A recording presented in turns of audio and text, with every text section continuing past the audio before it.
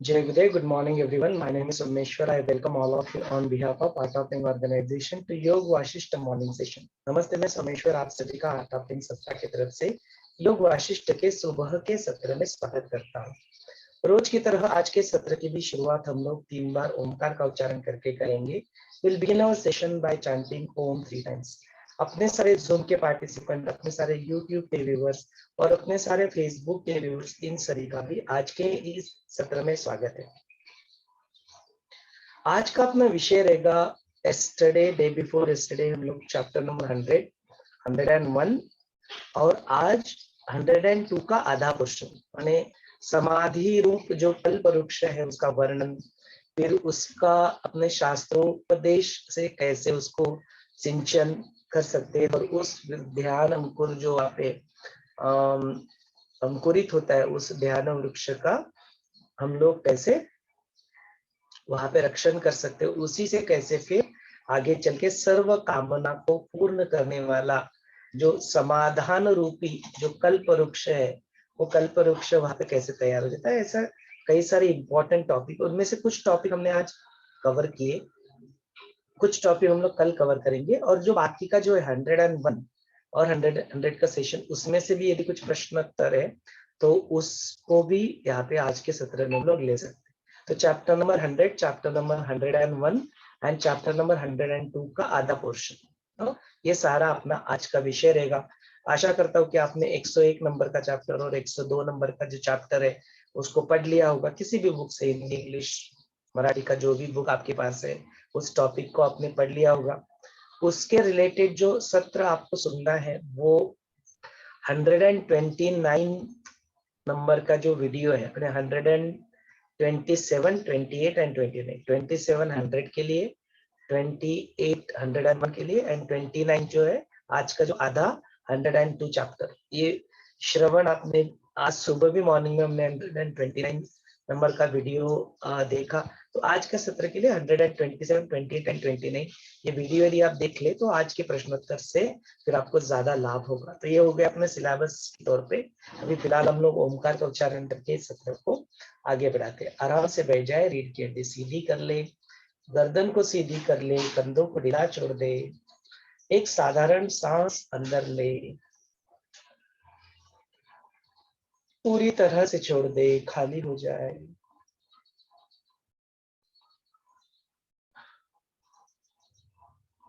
और एक गहरी लंबी सांस अंदर ले,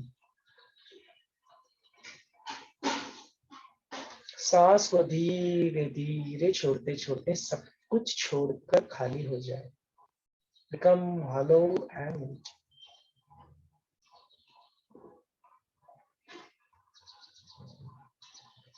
इस क्षण के बाद जो भी मिलेगा वो महाप्रसाद।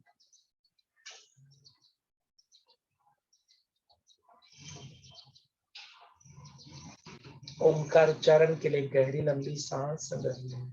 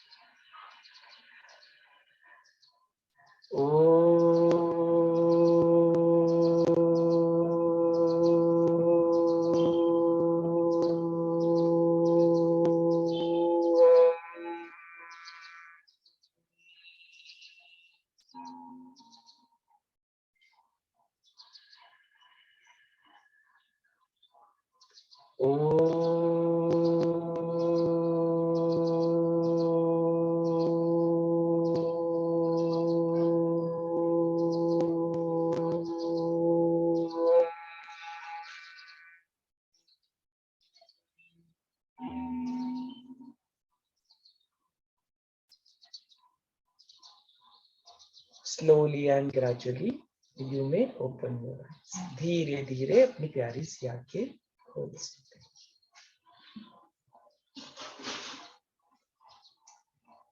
चलिए आज के इस सत्र को आपके हवाले कर देते हैं। आपके मन में जो भी प्रश्न है उन प्रश्नोत्तर के ऊपर हम लोग यहाँ पे चर्चा करेंगे।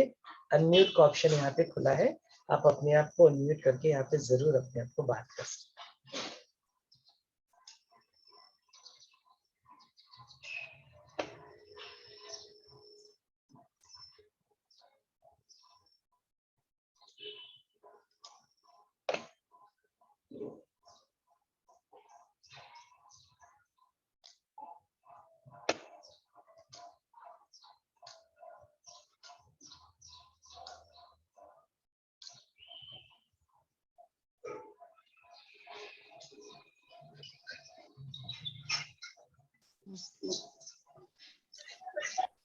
जय गुरुदेव।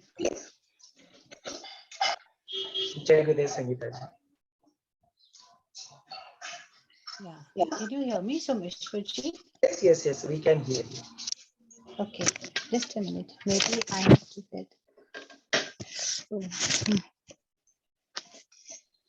Hello. हाँ, we can hear you. Yeah, Jai Gurudev. Yes, I can hear you. It was my fault. I had to wear this. Yeah, Someshwar ji. So today we have a very interesting topic, and हमने काफी बार ये story सुनी थी कि एक आदमी जब जंगल में जाता है तो वो इतना थक जाता है कि वो एक पेड़ के नीचे बैठ जाता है। जैसे ही वो नीचे पेड़ के नीचे बैठता है तो वो बोलता है, हाँ कितनी गर्मी है, काश मुझे ठंडा पानी मिल जाए। And he gets it. Oh, so he was very much surprised, कि wonderful, ठंडा पानी मांगा और मिल गया। Very nice. Again what he says, चलो अभी ना बहुत भूख लगी है, खाने को कुछ मिल जाए। तो उसके सामने ऐसे 36 प्रकार के भोजन आ जाते हैं।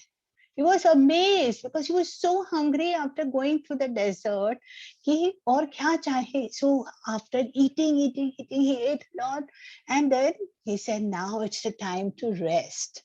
So he says कि काश एक पलंग हो जाए, इस पे मैं सो जाऊं। और ऐसे सोचते ही वहां पे पलंग आ जाता है, सो जाता है।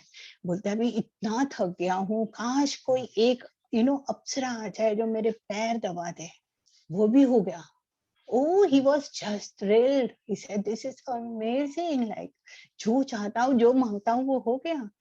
Suddenly, after taking a nap, he realized कि he is in that dense forest. And he says, oh my God, अब तो मैं इस जंगल में हूँ, कहाँ कोई शेर आ गया तो और मुझे खा गया तो। And can you say what happened? शेर आ गया, उसको खा लिया। So what was the story of the moral of the story was, he was sitting under a wishing tree, and that is what is called as कल्पवृक्ष। हमारे जीवन में भी कल्पवृक्ष है। जो हम चाहते हैं वो हमारे से तथास्तु हो जाता है। लेकिन हम फिर क्या करते हैं, जरा ध्यान रहे कि हम भी कुछ ऐसा न मांगे। पर उससे पहले आज का जो टॉपिक है कि हाउ टू वो बीज फॉर्म में हम कैसे वो कल्प वृक्ष को बोए और उसका हम ऐसे उसको पौधे को पालते पालते उसको ऐसे बड़ा सा वृक्ष करते हैं। So Someshwar ji, guide us to that technique, that trick where we can have the Kalpa Vriksha in our life, and how to, sow the seed and grow it and make it bigger. So over to you, Someshwar ji. Please guide us how to do that and how Vashisht Muni has said all this to Rama. So please you also tell us. Over to you. Thank you so much, Sangeeta ji. That was so wonderful.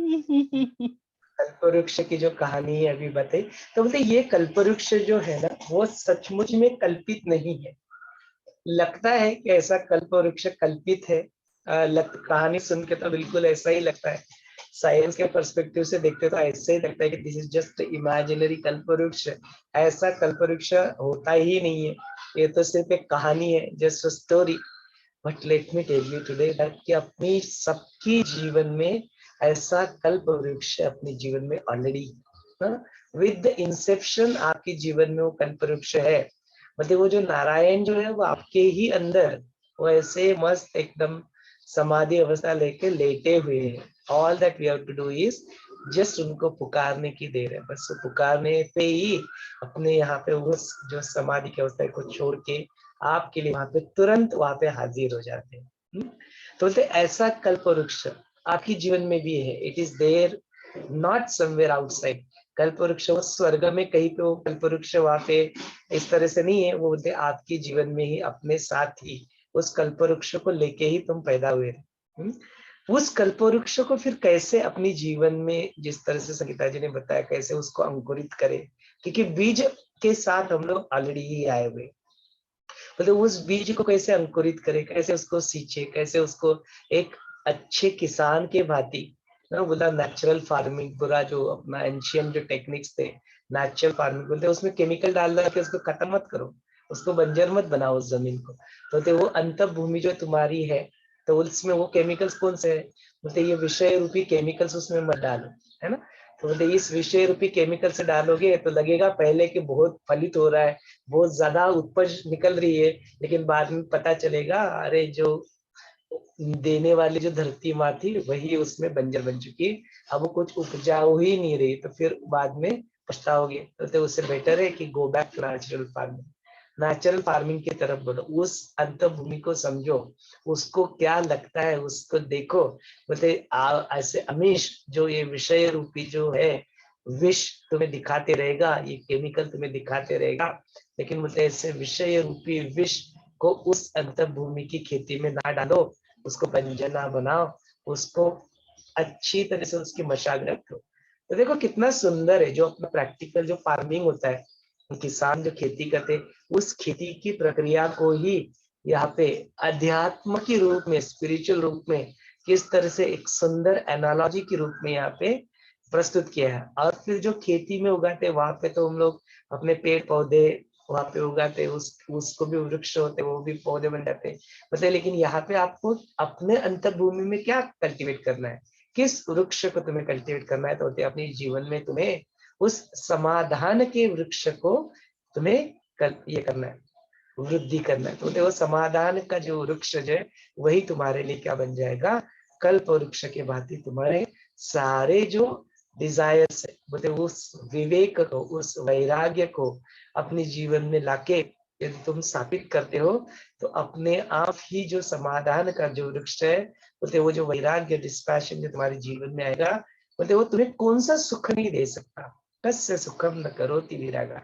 तो ऐसे सारे जो चीज है एक step by step, एक ultimate पीटल bye पीटल खोल के वशिष्ठ मुनि प्रभु रामचंद्र जी को यहाँ पे बताते हैं। तो उसको ही आज के सत्र में हम लोग डिटेल में यहाँ पे देखेंगे। लेकिन उससे पहले और जो कुछ भी प्रश्न है, पिछले जो अपने चैप्टर्स थे उसमें से भी कुछ प्रश्न रह गए थे, है ना। 100 चैप्टर था, that was our anniversary day, तो उसमें से भी कुछ प्रश्न रह गए थे। 101 नंबर के चैप्टर में यस्टरडे भी कुछ प्रश्न कवर नहीं हो पाए। तो ऐसे कुछ प्रश्न यदि है कुछ आपके मन में, तो जरूर आप उस प्रश्नों को पूछें, और फिर उस प्रश्नों के बाद हम लोग फिर आज का जो चैप्टर है उसके ऊपर हम लोग आगे बढ़ेंगे। तो स्मिता जी, गरिमा जी, बाकी सब लोग जो नेहा जी, अपने यहाँ पे जो सारे पार्टिसिपेंट है, उनके मन में यदि कुछ प्रश्न यदि है तो जरूर आप यहाँ पे प्रस्तुत करें, फिर हम लोग थोड़ा थोड़ा उसको क्रोनोलॉजी में ऑर्डर करके we'll look at it one by one. तो ओवर टू यू स्मिता जी।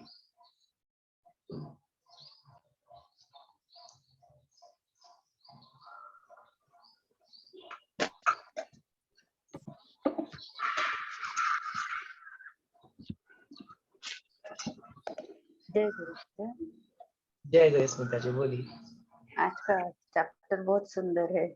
मराठीमध्ये एक म्हण आहे, तुझे आहे तुझ पाशी परी तू जागा चुकलासी। तो आपने जो बताया कि अपने अंदर ही जो बीज है उसको केमिकल उसमें मत खत डालो, तो उसमें सत्व गुण की जो है आवश्यकता उसमें से डालोगे तो उसमें से फॉर एवर के लिए आपको अच्छे से समाधान मिलेगा। तो बहुत सुंदर चैप्टर है इसमें, और हम लोग इतने भाग्यशाली है कि हमको रोज आपके मुंह से सुनने को मिलता है। रोज इतनी जरूरी है, जैसे पेट के लिए, देह के लिए खाना जरूरी होता है, वैसे स्वभाव में रहने के लिए ये बहुत हमको काम में आता है और बहुत सुंदर लगता है। काम भी अपने को हल्का हो जाता है, लगता भी नहीं काम कर रहे, और इतने चुटकी भर में काम हो जाता है। सही में इतना रोज का एक्सपीरियंस आता है। कल भी हॉस्पिटल जाना था और सब पूरी तैयारी हो गई थी, और फिर बेटी बोलती कि आज बर्तन वाली नहीं आने वाली है। मेरी जान दे, और इतने छोटे बर्तन थोड़े से ही मांगे, और इतने चुटकी भर में हुए कि उसका पता भी नहीं चला कि कैसे क्या हो गया, और चिड़चिड़ भी नहीं हुई, बहुत शांति से, ऐसे लगा भी नहीं कि काम हो रहा है। तो ये जो अनुभव है कि अंदर का स्वभाव जो चीज है वही अपना कर लेता है, हम कुछ नहीं करते हैं, अंदर की जो शक्ति है, ऊर्जा है, वही सब करती है। तो ये तो कितना बड़ा फल मिल रहा है। तो सही में ऐसे ये सुनते रहे आपसे मुंह से, तो ये जो ग्रंथ मिला है तो बहुत सुंदर मिला है। तो इसमें बताया है 102 चैप्टर से शुरू करूँ क्या? उससे पहले यदि 100 और 100 से कुछ प्रश्न यदि आपके हाँ, उसको भी पूछ अच्छा, सकते हैं। उमा जी ओके, प्रश्न है उसका। Okay okay. तो 100 चैप्टर में ज्ञानी पुरुष आत्माच आहे असे कोणालाही सहज कळून येते, कारण त्याच्या ठिकाणी संसार दोष किंवा संदेह यांचा अभाव असतो. तर संदेह इथे एक शब्द आलेला आहे, तर त्याचं एक्सप्लेनेशन करा. उसके बाद परस्परांना आत्मतत्वाचा बोध व्हावा म्हणून शुद्ध चिदात्म्यामध्ये अज्ञानादिकांची भावना करावी लागते. रामा तुझा बोध दृढ व्हावा म्हणून मी तुला असे काही तर्क सांगतो.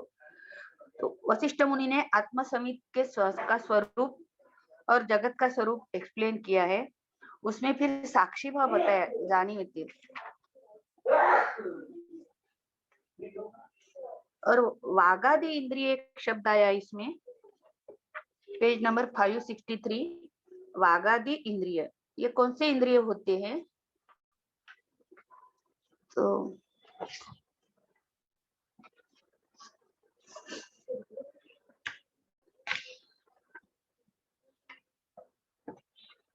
ये चैप्टर में के एक्सप्लेन कर देना। Chapter number 100।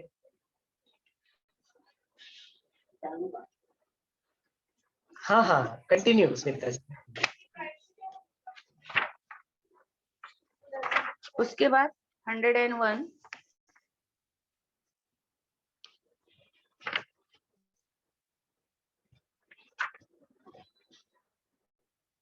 संसार बंधमयी महामारीचा उपशम। हम जब संसार करते हैं इसी में हमको बहुत दुख लगता है, सुख भी लगता है, ऐसे लगता है इसी में सब सुख है, और सुख के इसमें डूबते हैं तो उसमें फिर दुख भी आता है। तो इसको महामारी, इसका उपशम कैसे करना चाहिए? एक हत्ती की स्टोरी आती है भागवत कथा में कि हत्ती अपने पूरे फैमिली को लेके जाता है जल क्रीड़ा करने के लिए, और फिर एक मगर आती है पानी में से और हत्ती का पैर पकड़ लेती है। तो पहले वो जल विहार कर रहा था, बहुत उसको सुख मिलता है कि वो तैर रहा है मस्त, फैमिली के साथ बच्चे रहते, उसकी पत्नी रहते, बहुत मस्त भोग विलास कर रहा है, बहुत सुख मिल रहा है। पर जैसे मगर उस आती है अंदर से नीचे से और उसका पैर पकड़ लेती है, तो फिर बोलता है बचाओ बचाओ बचाओ। तो कोई बच्चे, आजू बाजू वाले, फैमिली वाले, फ्रेंड्स, कोई नहीं आता, आखिरी पत्नी भी नहीं उसकी आती उसको बचाने के लिए, वो सब चले जाते हैं। और फिर वो भगवान का नाम पुकारता है, नारायण नारायण। तो ये जो हमारा संसार जो है उसमें बहुत सुख लगता है पहले, फिर इसी में हमको दुख भी मिलता है। तो ये इसमें से निकलने के लिए संसार बंधमयी महामारीचा उपशम, इसमें सुंदर बताया वशिष्ठ मुनि ने। तो ये थोड़ा एक्सप्लेन कर देना, क्योंकि यही हमारे लिए बहुत जरूरी है। हमको संसार तो छोड़ना नहीं है, संसार में सुख भी मिलता है, और फिर बाद में गजेंद्र मोक्ष की वो कहानी भागवत में, वैसे हमारी स्थिति होती है। ये बहुत सुंदर है और बहुत जरूरी भी है। तर अंगांचा विच्छेद होत असताना तो शीतल चंदन लेपासारखा स्वीकारावा लागेल, तो इसका भी स्पष्टीकरण कर देना।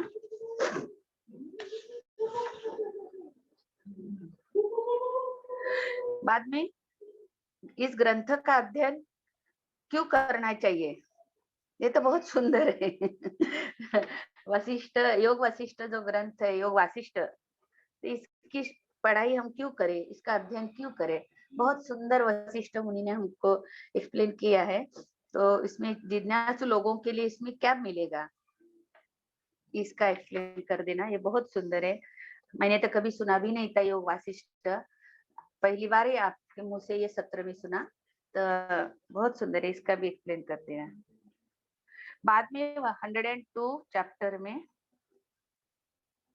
पहिला ही प्यारा है, समाधान वृक्षाचे स्वरूप कसे असते। जैसे संगीता जी ने पूछा कि समाधान क्या है, उन्होंने स्टोरी भी बताई कल्प वृक्ष, और आपने जो सुंदर बताया, तो ये जो समाधान का वृक्ष जैसे हमारे इसमें समझ आएगा हमारे माइंड में, तो फिर हम कभी दुखी नहीं होंगे। तो इसका एक्सप्लेन कर देना। इसमें एक शब्द आहे मुदिता, संतोषाबरोबर मुदिता नावाची त्याची पत्नी असावी। तर मुदिता याचा अर्थ काय होतो, इसका अर्थ बताना। और एक शब्द है अमानित्व, अदंभित्व, पेज नंबर 571, अमानित्व, अदंभित्व। ये शब्द के अर्थ समझ में नहीं आए।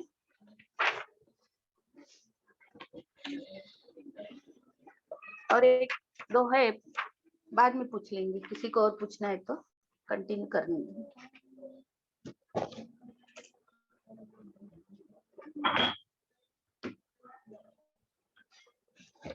हाँ Uma ji, you can ask your question.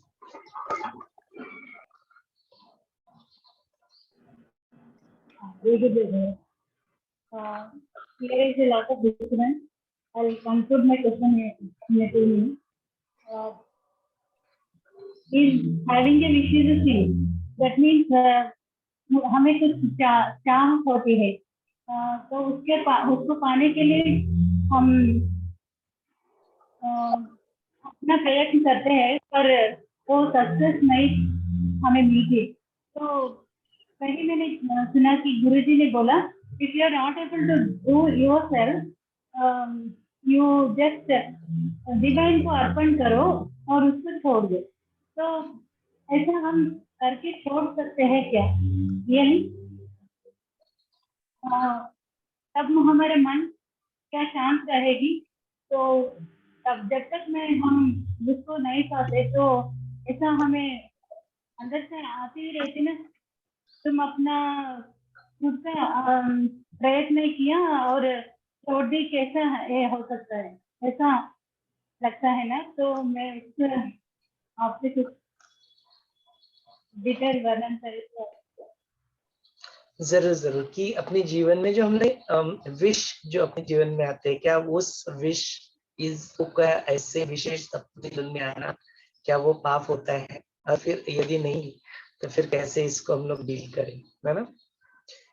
तो हम लोग देखते कि यहाँ पे कई सारे जो प्रश्न है आपके रेफरेंस के लिए मैंने यहाँ पे डाला भी हुआ है। तो फिर इसके ऊपर हम लोग धीरे धीरे देखते हैं कि चर्चा कर लेते कि इसका यहाँ पे योग वशिष्ठ के यहाँ पे क्या वशिष्ठ मुनि प्रभु रामचंद्र जी को इसके बारे में बताते हैं। तो let's go over all the questions one by one. यहाँ पे जैनी जी का भी एक प्रश्न है, what changes does the seeker find in himself और हरसेल्फ? जब कोई साधक अपने जीवन में इस पथ के ऊपर चलते हैं तो उनके जीवन में क्या परिवर्तन यहाँ पे आता है। तो जैनिका जी का जो प्रश्न है, पूर्ण विष्ट के जो सत्र होते हैं, यदि आप अपने ही जो सारे ऑडियंस है, आप खुद का जो अनुभव है, कई बार इन्होंने अपनी अनुभव को यहाँ पे व्यक्त किया हुआ है, तो बोलते इस अनुभव को यदि सुनते हैं तो जरूर ये बात पुष्टि हो जाती है कि इस तरह का ज्ञान, इस तरह के practices having Guru in life, उसके अपने जीवन में एक जीवन जीने की जो कला हमें सीखने को मिलती है, और उससे अंतर्मुखी होके जो अपने अंदर ही कुछ एक रासायनिक प्रक्रिया, ट्रांसफॉर्मेशन की जो प्रक्रिया अपने जीवन में होती है, वो अपने इस पथ पे चलते चलते चलते होती है। तो वो आज के 102 नंबर का चैप्टर का एंड जो है ना, वहां पे अध्यात्म एक अंतर्मुखी आंतरिक रासायनिक प्रक्रिया है, उसके बारे में यहाँ पे डिटेल में आएगा। तो शायद वो कल के सत्र में आएगा, तो इसको हम लोग देख लेते हैं, है ना। बाकी के सारे प्रश्न भी जो है उसको धीरे धीरे धीरे यहाँ पे देखेंगे। तो कल का चैप्टर और परसों का जो चैप्टर था उसमें से कुछ प्रश्न यहाँ पे है। तो सबसे पहला प्रश्न जो स्मिता जी ने पूछा था वो था रिलेटेड टू संदेह क्या होता है। अपने जीवन में। तो हमने जब ऑब्स्टैकल्स अपने जीवन में देखे, है ना, ऑब्स्टैकल्स में हमने क्या देखा था कि अपने जीवन में किसी भी पथ के ऊपर हम लोग चलते हैं, आइदर मटेरियल लाइफ हो, आइदर आध्यात्मिक लाइफ हो, दोनों भी पारमार्थिक और जो अपना मटेरियल लाइफ है, उसमें दोनों लाइफ में भी हम लोग अपने जीवन में कुछ अपने उद्देश्य बनाते हैं, अपने कुछ गोल्स सेट करते हैं। तो यह प्रश्न उधर से ही शुरू होता है, जो उमा जी ने प्रश्न पूछा कि ऐसे कुछ विश अपने जीवन में होना, क्या ये कोई पाप है क्या? पाप और पुण्य तो कुछ है नहीं, लेकिन ऐसे विश अपने जीवन में होना, वही आपके जीवन में क्या हो जाता है, नया जो जन्म है उसको धारण करने का, जो ये संसार जो है इसमें बने रहने का वो कारण बन जाता है। वही उसका संसार रूपी बीज में आपको बंधन में बांधे रखने का जो मूल स्रोत है, वो आपके वासना बन जाती है। तो ये वासनाएं आती कहाँ से?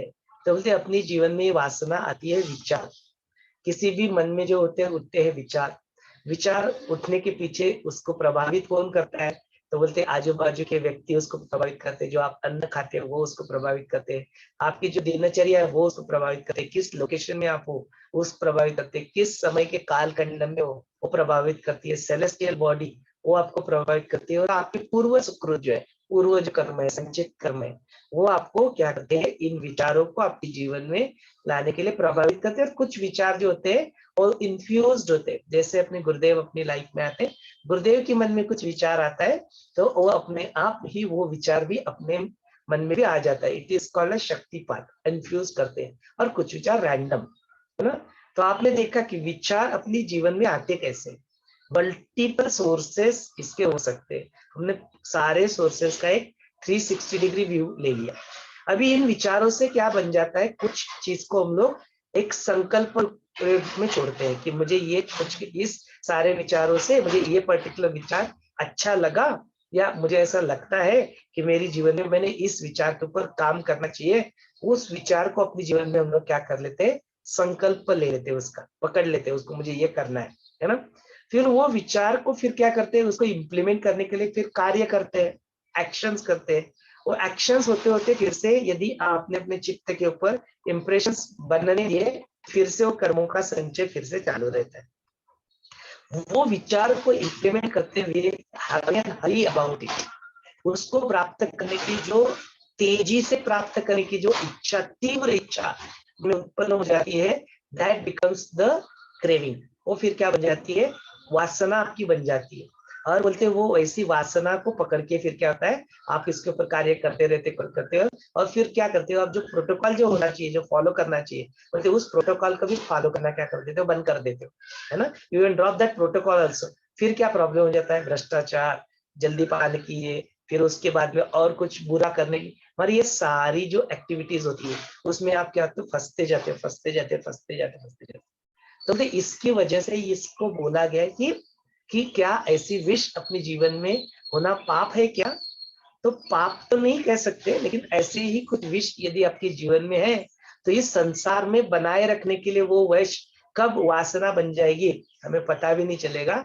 एंड विसिक में हम लोग क्या करेंगे, उसी के साथ बने रहेंगे, और देन फिर से जन्म मृत्यु जन्म मृत्यु जन्म मृत्यु, ये जो साइकिल, विशियस लाइफ साइकिल है, इसमें हम लोग अटके रहने का चांस अपना रहते हैं। तो इसके लिए जो अपना जो बैंक बैलेंस जो लाया है, प्रारब्ध कर्म का जो बैंक बैलेंस जो लाया है, उस बैंक बैलेंस को हमें क्या करना है, जीरो करना है। माने उसमें कुछ नए कर्म बनाने नहीं, नए विशेष को डालना नहीं है, नए संकल्प डालना नहीं है। रादर जो संकल्प लिए हुए थे, जो एक्शन ली थी, उसकी वजह से जो चित्त के ऊपर इंप्रेशन बन चुका था, उन कर्माशय के बैलेंस को क्या करना है, धीरे धीरे धीरे धीरे करते करते करते करते उसको जीरो लाना है। फिर इससे प्रश्न उठता है कि यार ये सारी चीजें है ना, कौन और किसके लिए कब कैसे लागू हो। बोलते उसके लिए आपको क्या करना पड़ेगा, किसी भी चीज का एक पाथ होता है, एक मार्ग होता है ना। तो या तो ये भी हो सकता है कि आप दिल्ली से निकले और ऋषिकेश में आके पहुंच गए, लेकिन आप बैठते थे किधर, 30,000 40,000 फीट पहले, तो आपको दिखेगा वो ऐसे यहाँ से दिल्ली है, यहाँ पे है, कितना समय लगेगा, क्या से 1 सेकंड में इधर, बिकॉज योर दृष्टिकोण इज डिफरेंट। थोड़ा और ऊपर है, पृथ्वी आपके लिए बिंदु की बातें दिखती है, तो दिल्ली से ऋषिकेश जाने के लिए आपको समय लगेगा क्या, बोलते आपने जो पैर रखा है उसी के अंदर पृथ्वी है पूरी, तो फिर आपको इस जगह से उधर जगह के लिए जाने के लिए कुछ समय लगेगा क्या? बोलते उस समय नहीं, कुछ नहीं लगेगा। आपका दृष्टिकोण किस लेवल से आप उस चीज को देख रहे हो उतना समय लग सकता है। एक मोमेंट में भी किसी के लिए संभव हो सकता है, दूसरे के लिए कुछ घंटे लग जाएंगे, उधर से निकलेगा। बैलगाड़ी में बैठ जाएगा तो और ज्यादा दिन लग जाएंगे, तो एरोप्लेन से जाएगा तो 1-1.5 घंटे में ही पहुंच जाएगा। तो ये होता है कि आप किस साधनों को लेके किस दृष्टिकोण से उसकी तरफ देखते हो उतना समय आपको उसकी तरफ लग सकता है।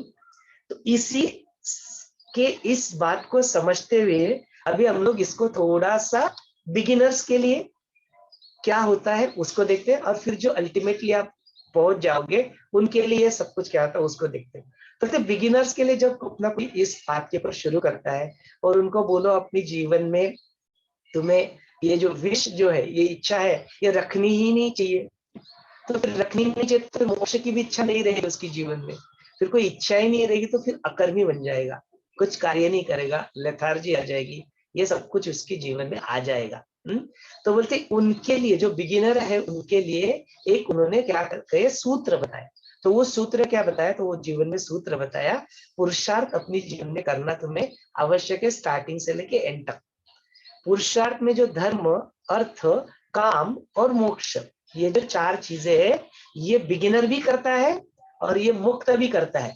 बट जो बिगिनर करता है उसका धर्म और जो मुक्त है उसका धर्म, जो बिगिनर करता है उसका अर्थ और जो मुक्त है उसका अर्थ, जो बिगिनर करता है उसकी कामना और जो मुक्त है उसकी कामना, और जो बिगिनर की जीवन जो लक्ष्य है जो मोक्ष प्राप्ति और जो मुक्त है उसके लिए मुक्ति, ये दोनों को यदि कंपेयर किया जाए तो उसमें जमीन आसमान का अंतर आपको दिखने लगेगा, और वो ठीक है, there is nothing wrong in that. इसलिए यदि कोई बिगिनर मुझसे पूछे कि क्या विश आपके जीवन में होना पाप है, तो मैं उसको बोलूंगा बिल्कुल नहीं। यदि तुम अपनी जन्म लिया है, अभी आपको अपना पढ़ाई पूर्ण करना है, उसके पढ़ाई का लक्ष्य ही नहीं होगा तो फिर वो पढ़ाई कैसे करेगा, है ना? उसको लक्ष्य, मोक्ष के लक्ष्य नहीं होगा, उसको मोक्ष प्राप्ति का लक्ष्य यदि उसके जीवन में नहीं होगा, वो भी तो विश हो गई, वो भी तो इच्छा हो गई, है ना? तो बोलते वो यदि बिगिनर मुझे ये प्रश्न पूछता है कि क्या विश होना पाप है, तो मैं उसको बिल्कुल बोलूंगा कि विश होना बिल्कुल पाप नहीं है। लेकिन जो प्रैक्टिस कर करके काफी सारा ये करके अभी बिल्कुल अभी होने ही वाला है, अभी मोक्ष की स्थिति मुक्ति उसको अभी बिल्कुल मिलने ही वाली, उस वक्त होगी मुझे कुछ पूछे कि विश आपके जीवन में लाना पाप है क्या, तो मैं उसको बोलूंगा मोक्ष का तुम्हारा विश था, अब उस मोक्ष की विश को भी छोड़ो, उसको पकड़ के रखोगे तो मुक्ति का अनुभव नहीं कर पाओगे, उसको भी छोड़ो, अब छोड़ो। बोलते वो इट इज लाइक वो तुरती जो होती है, मिटकारी जिसको कहते हैं, वो मिटकारी क्या करती है, उसको पानी में घुलाओ तो पहले रहती है, उसका अस्तित्व भी रहता है, लेकिन फिर क्या कहती है वो विष क्या करती है, वो सारा जो मोक्ष की जो विष होती है क्या करती है, वो सारा जो ज्ञान का जो है, जो गंदगी उसमें पानी में रहती है उसको क्या करती है एक साथ सिकुड़ रहती है, समेट लेती है, और फिर क्या करती है नीचे बैठ जाती है, और फिर वो भी खुद भी विलीन हो जाती है। तो अटेनिंग एंड मोक्षा, ये विश भी आपकी विलीन हो जाएगी। कब विलीन हो जाएगी? बिकॉज आपको ये रियलाइजेशन होगा कि जिसको मैं मुक्त करने का प्रयत्न कर रहा हूँ वो सदा सर्वदा से ही मुक्त था, पहले से ही, आज भी है और कल भी रहेगा। तो वो जो सेल्फ है, वो जो चैतन्य है, वो सदा सर्वदा के लिए ऑलरेडी मुक्त था, इसके लिए भी उसके मुक्ति प्राप्त करने की विश की कोई आवश्यकता नहीं बची जाती है। तो वो किसके लिए, वो जीवन मुक्ति की स्थिति में आने ही वाला है, उसको मैं बोलूंगा कि उस मिटकारी की बात, उस विश को भी छोड़ दो। उस वक्त यदि तुम्हारे जीवन विश अभी भी बाकी है, वासनाएं अभी भी बाकी है, तो you are keeping yourself away from मुक्ति मोक्ष के realization. So Uma ji, is that clear? That प्रश्न कि is having a wish and sin, इसका उत्तर ऑडियंस के अनुसार हमें देख के देना पड़ेगा कि who is asking that question. Beginner is asking that question, or it is now the one who is almost on the path and practice and now attaining that। अभी वो जो मिटकारी जो है वो अभी पिघलने ही वाली है, उस वक्त फिर से उसको बनाए रखोगे, फिर से और कोई विश, फिर से और कुछ करने, तब तो फिर क्या हो जाएगा, again it will pull you back from that अवस्था, पुल यू बैक फ्रॉम अवस्था ना। तो जो पुरुषार्थ जो है बिगिनर, उसके लिए पुरुषार्थ क्या है? तो उसके लिए जो पुरुषार्थ है उसका जो धर्म उसको निभाना है। तो एक स्टूडेंट जो है उसको धर्म निभाना है, तो उसका धर्म है पढ़ाई करना, उसने कुछ एडमिशन लेके रखिए, उस कार्य को पूरा करना, वो उसका धर्म है। उस धर्म को निभाने के लिए जो किताबें खरीद के लाना वो मम्मी पापा लेके देंगे, नहीं है तो उसके लिए जाके अर्थ करना, कुछ किसी से डोनेशन लेना, लोन ही मांग लेना, कुछ भी हो, उसके लिए जो एफर्ट वो डालता है इंसान, उस स्टूडेंट, पढ़ाई करना, बुक को पढ़ना, स्कूल अटेंड करना, ये क्या? Its means to achieve its goal. Goal is अर्जित करना, ज्ञान अर्जित करना, उसका धर्म हो गया स्टूडेंट का, है ना? बॉयज वगैरह जो भी अपने स्कूल्स में अपने बच्चे पढ़ते हैं, उनका धर्म क्या हो गया? अभी उनका वो धर्म बन गया, लेकिन उनके जीवन में कुछ कामना तो है ना, विश तो है। क्या विश है? मुझे इंजीनियर बनना, मुझे डॉक्टर बनना है, मुझे आईआईटी में पढ़ना है, मुझे आईएएस ऑफिसर बनना है, मुझे योगा में अपना करियर सेट करना है, कुछ तो विश है, क्योंकि शुरुआत कर रहा है। शुरुआती दौर पे ऐसी कामना होना, काम, धर्म, अर्थ, काम, काम माने सेक्स की बात नहीं हो रही है, काम माने कामना, कामना, having a wish, it's okay. जब आप अपना पुरुषार्थ की शुरुआत कर रहे हो, उसको फॉलो कर रहे हो, having such wish is okay, it's not a sin, कोई पाप नहीं है। मुझे आईआईटी में पढ़ना है, मुझे बिजनेसमैन बनना है, मुझे कुछ गृहिणी, अच्छी माँ बनना है, अच्छा बाप बनना है, ऐसी कामना अपने जीवन में होना, ये कोई पाप नहीं। बोलते ऐसी कामना होनी चाहिए, उतना उतना गोल अपना होना चाहिए। गोल रहेगा तो इंस्पिरेशन मिलेगा, इंस्पिरेशन मिलेगा तो उस डायरेक्शन में आप जा पाओगे। हम अच्छा, ये कामना क्या होनी चाहिए? बड़ा वैयक्तिक है। काशी भैया का कामना था मैं आईआईटी में पढ़ूं, उसके बाद में मैं गुरु के साथ जुड़ जाऊं और फिर मैं उसी को आगे बढ़ाऊं, संन्यास ले लूं, ये उसकी कामना थी। हर्षल की वैसी कामना थी, टीम की अपनी कामना है, मेरी अपनी कुछ कामना रहेगी, संगीता जी, हर किसी का अपना अपना कुछ तो गोल होगा जिसको हम लोग प्राप्त करें। दैट इज तो बोलते हैं वो मटेरियल लाइफ की कामना है, बोलते वो पुरुषार्थ का हिस्सा है आपका, वो होती है, रहने दो उसको, कोई बात नहीं, बट उसको याद करके थोड़ा सा अध्यात्म का भी उसको जोड़ दे देना कि ऐसे मैं आईएएस ऑफिसर बनूं, ऐसे आईआईटी में पढ़ूं, तो वो किस मुझे जीवन में जो आएंगे उसको मैं क्या करूं, किसी और बड़े पर्पस के लिए उसको यूज करूं। वसुधैव कुटुंबकम, आई बिलोंग टू एवरीवन, इस जगत कल्याण के लिए मैं उस स्किल को मैं अपने जीवन में उसको यूज कर सकूं, कुछ इन्वेंशन ऐसा करूं जिससे जगत का कल्याण है। ऐसी उसको क्या कर देना, साथ दे देना, तो और ज्यादा इंस्पिरेशन आपको मिलेगा उस को करने के लिए, पूर्ण करने के लिए। लेकिन उसके साथ साथ अपने जीवन में जो अपने जीवन का जो उद्देश्य है, मूल उद्देश्य, मैं कौन हूँ, मेरी जीवन का उद्देश्य क्या है, मैं यहाँ पे क्यों आया हूँ, सिर्फ इसी के लिए आया हूँ क्या? खाना पीना, सोना, बच्चे पैदा करना, ये जो चीज, पैसे अर्न करना, मतलब ये तो हम लोग कई जन्मों से करते आए हुए, यू जस्ट डोंट नो, हम लोग भूल जाते हैं, हम लोग याद नहीं रख पाते, उसको भूल जाते हैं, तो ये तो कई बार किया हुआ है ना, तो फिर यही करने आए हो क्या? ऐसे जीवन में वो वैराग्य आना, ऐसे वो जीवन में वो अपना विरक्ति अपने जीवन में आना, बोलते ऐसे जीवन में वो विरक्ति आती है, वो डिस्पैशन आता है, तो फिर देन आपकी जो जर्नी है टुवर्ड्स दैट मुक्ति, टुवर्ड्स दैट मोक्ष शुरू हो जाती। तो वो जीवन में उस गोल को जरूर रखना, that should be your top most priority. और उसके साथ साथ धर्म, अर्थ, काम, ये तीनों चीजों को भी क्या करो, धीरे धीरे धीरे धीरे बढ़ाते रहो, उसके ऊपर चलते रहो। फिर बोलते चलते चलते चलते चलते फिर उसके साथ में सारी चीजें जुड़ जाएंगी, साधना जुड़ जाएंगी, उसके साथ अपना सेवा जुड़ जाएगा, सत्संग जुड़ जाएगा, गुरु उसके जीवन में आ जाएंगे, शास्त्रों में उपदेश आएगा, ज्ञान आएगा, मैच्योरिटी बढ़ेगी। फिर उस बात पे बढ़ते बढ़ते बढ़ते बढ़ते धीरे धीरे धीरे धीरे आपका धर्म, अर्थ, काम और मोक्ष के जो लक्ष्य है वो क्या करते हैं, धीरे धीरे बदलते जाएंगे। पहले आपका धर्म होता स्टूडेंट, अभी आपकी शादी हो चुकी है तो शादी, तो गृहस्थाश्रम को निभाना, संन्यास ले चुके हो तो उसके कार्य को निभाना, उस तप को करना, उसको ऑस्टेरिटी को अपने जीवन में करना, मतलब ये तुम्हारे क्या हो जाएंगे, जैसे जैसे तुम आगे बढ़ोगे पथ के ऊपर, तो तुम्हारे जो धर्म, अर्थ, उसके मायने, उसके गोल्स, उसकी आपकी कामनाएं बदल जाएगी, बदलती ही है, बदलाव तो होता ही है, it's all the part of your Maya game है, वो चल रहा है, तो वो बदलता जाएगा तुम्हारा, it will change, keep changing, तो वो ठीक है, that's a part of your process. लेकिन अल्टीमेटली जब एक ऐसा वक्त आएगा, उस वक्त ना फिर आपका कोई द्वंद्व रहेगा, ना कोई आपकी चॉइस रहेगी, ना कोई आपका संकल्प रहेगा, ना कोई विकल्प रहेगा, ना कोई आपकी विश रहेगी, कुछ नहीं। बस मेरा जो प्रारब्ध बैंक बैलेंस जो अकाउंट है, मुझे उसको कर करके खाली करना है, और नया कुछ कर्म वहां पे, नया इंप्रेशन मेरे चित्त के ऊपर कुछ बनाए नहीं देना है। ऐसी मुक्ति, ऐसी मोक्ष की स्थिति को आप धारण कर चुके हो। ऐसी मुक्त स्थिति में कैसा संकल्प और कैसी विश, और वो आती भी है तो इतना पावर आपके अंदर होता है, और विश आने से पहले ही वो फुलफिलित हो जाती है। इतनी इच्छा शक्ति जागृत होने से पहले क्रिया शक्ति कार्यान्वित होके वो सारे सुख आपकी कदमों में आके आपके लिए तैयार होते हैं कि आओ मुझे उपभोगो। वो अपना वो सौभाग्य मानते कि गुरु मेरी कार में बैठे तो मेरे कार्य का उद्देश्य सफल हो जाए।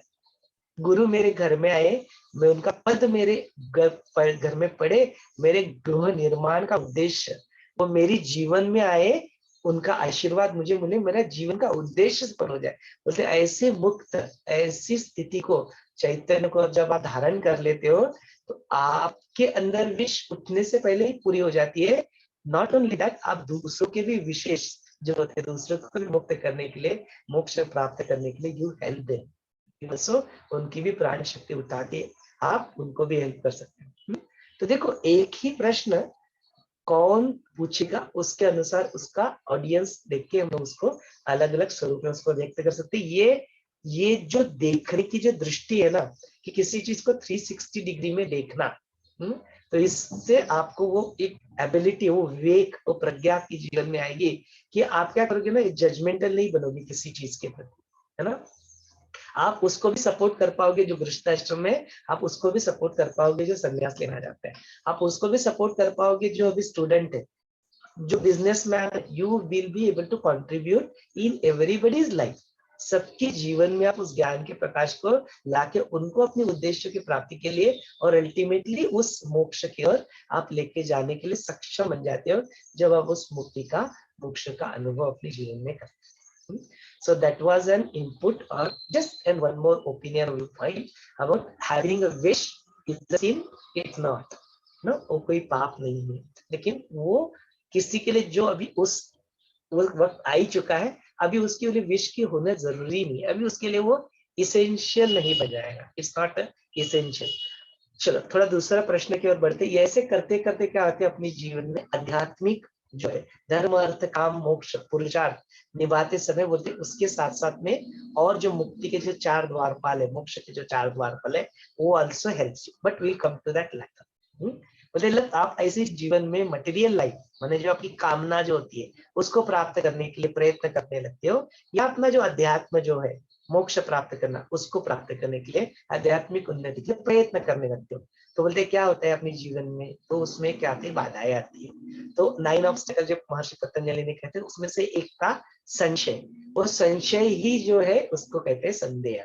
क्या कहते हैं अपने जीवन में क्या आता है, उस साधना के प्रति, उस टेक्निक के प्रति, उस गुरु के प्रति, उस ज्ञान के प्रति मन में क्या उत्पन्न हो जाता है, संदेह उत्पन्न हो जाता है, डाउट उत्पन्न हो जाता है, संशय उत्पन्न हो जाता है, और उसकी वजह से क्या कहते हैं हम लोग उसके ऊपर बिलीफ ना रख के फिर उसको या तो करना छोड़ देते हैं, या करते समय भी उसके ऊपर बिलीफ नहीं है तो वो श्रद्धा ना होने की वजह से फिर उसका फल हमें नहीं मिलता, इट डजंट फॉलो, तो ग्रेस नहीं रहती फिर उसके अंदर। तो ये पार्ट है संदेह। So that is this. Next जो प्रश्न पूछा था कि जो सारे जो अपने जो अलग अलग चीजें बताई, दिस फ्रॉम 100 and 101 चैप्टर, कि उसमें फिर जो इंद्रियों की जो बात हुई कि वादाद इंद्रिय, तो देखो कौन से इंद्रिय, तो देखिए अपने जीवन में हम लोग जब अपने आप को जीव भाव धारण कर लेते हैं, कई सारी इंद्रियों हम लोग धारण कर लेते हैं। 18 चीजों का समूह वहां पे बताया था, तो उसमें से बोलते कौन से, तो उधर आप 5 पंच तन्मात्रों को धारण करके, पंच महाभूतों को धारण करके हम लोग क्या करते हैं, एक स्थूल शरीर धारण कर लेते हैं।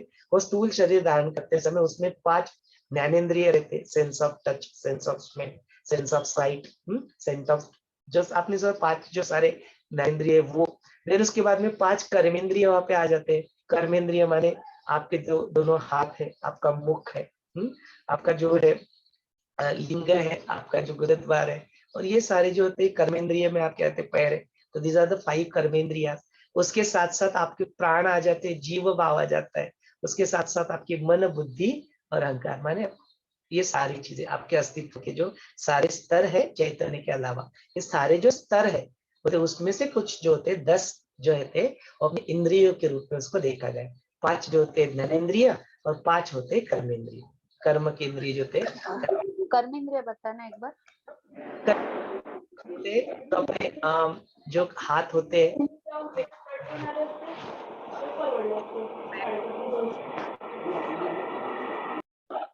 हाथ होते हैं वो कर्मेंद्रिय, पैर होते हैं वो कर्मेंद्रिय, मुख होता है जो खाता रहता है वो कर्मेंद्रिय, देन आपका लिंग होता है वो कर्मेंद्रिय और अपना गुदत बड़ा कर्मेंद्रिय।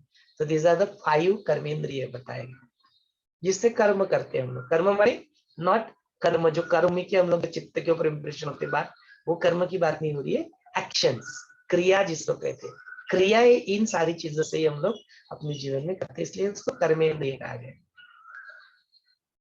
तो ये 5 कर्मेंद्रिय, ज्ञानेन्द्रिय 5 जो है 5 सेंसेस, 5 ज्ञानेन्द्रिय, ऐसे 10 होते हैं ना। तो इन इंद्रियों की बात यहाँ पे हुई। नेक्स्ट जो प्रश्न था वो था कि ये संसार रूपी बंधमयी महामारी का हम लोग उपशम क्या होता है और कैसे करें। तो अभी ये वही देखा जब हमने आज चर्चा की। तो ऐसी जीवन में जब आप आ जाते हो तो वो वासना का जो बीज होता है, वो वासना का बीज जो होता है, वासना माने क्या, विचार translated into wish, wish translated into संकल्प, संकल्प translated into actions, और actions को प्राप्त करने के लिए, उस रिजल्ट को प्राप्त करने के लिए और उसके पीछे भागना, वो क्रेविंग अपने जीवन में लाना, मतलब वो आपके जीवन का क्या बन जाता है, वासना बन जाती है, मतलब उसके पीछे ही फिर तो अलग अलग प्रकार की वासना, जो विषयों से उत्पन्न होने वाला सुख जो हमें प्राप्त होता है टेम्पररी क्षणिक, उसके पीछे भागते रहना no again and again again and again, मतलब वो तुम्हारे जीवन की क्रेविंग्स बन जाती है, वासनाएं बन जाती है।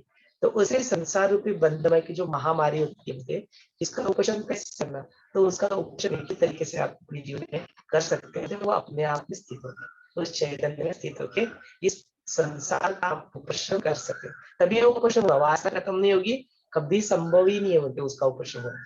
वासनाओं को तुम्हें क्या करना पड़ेगा, या बीच बीच में उसके ग्लिम्स जरूर मिल जाएंगे। आप गुरुदेव के साथ आओगे, थोड़ा वैराग्य फील हो जाएगा, आकाश तत्व डोमिनेट करेगा, यू विल फील ब्लैंक, ध्यान करोगे उससे भी वो मुक्ति और मोक्ष की स्थिति जो है वो आएगी, अनुभव सबको आएगा।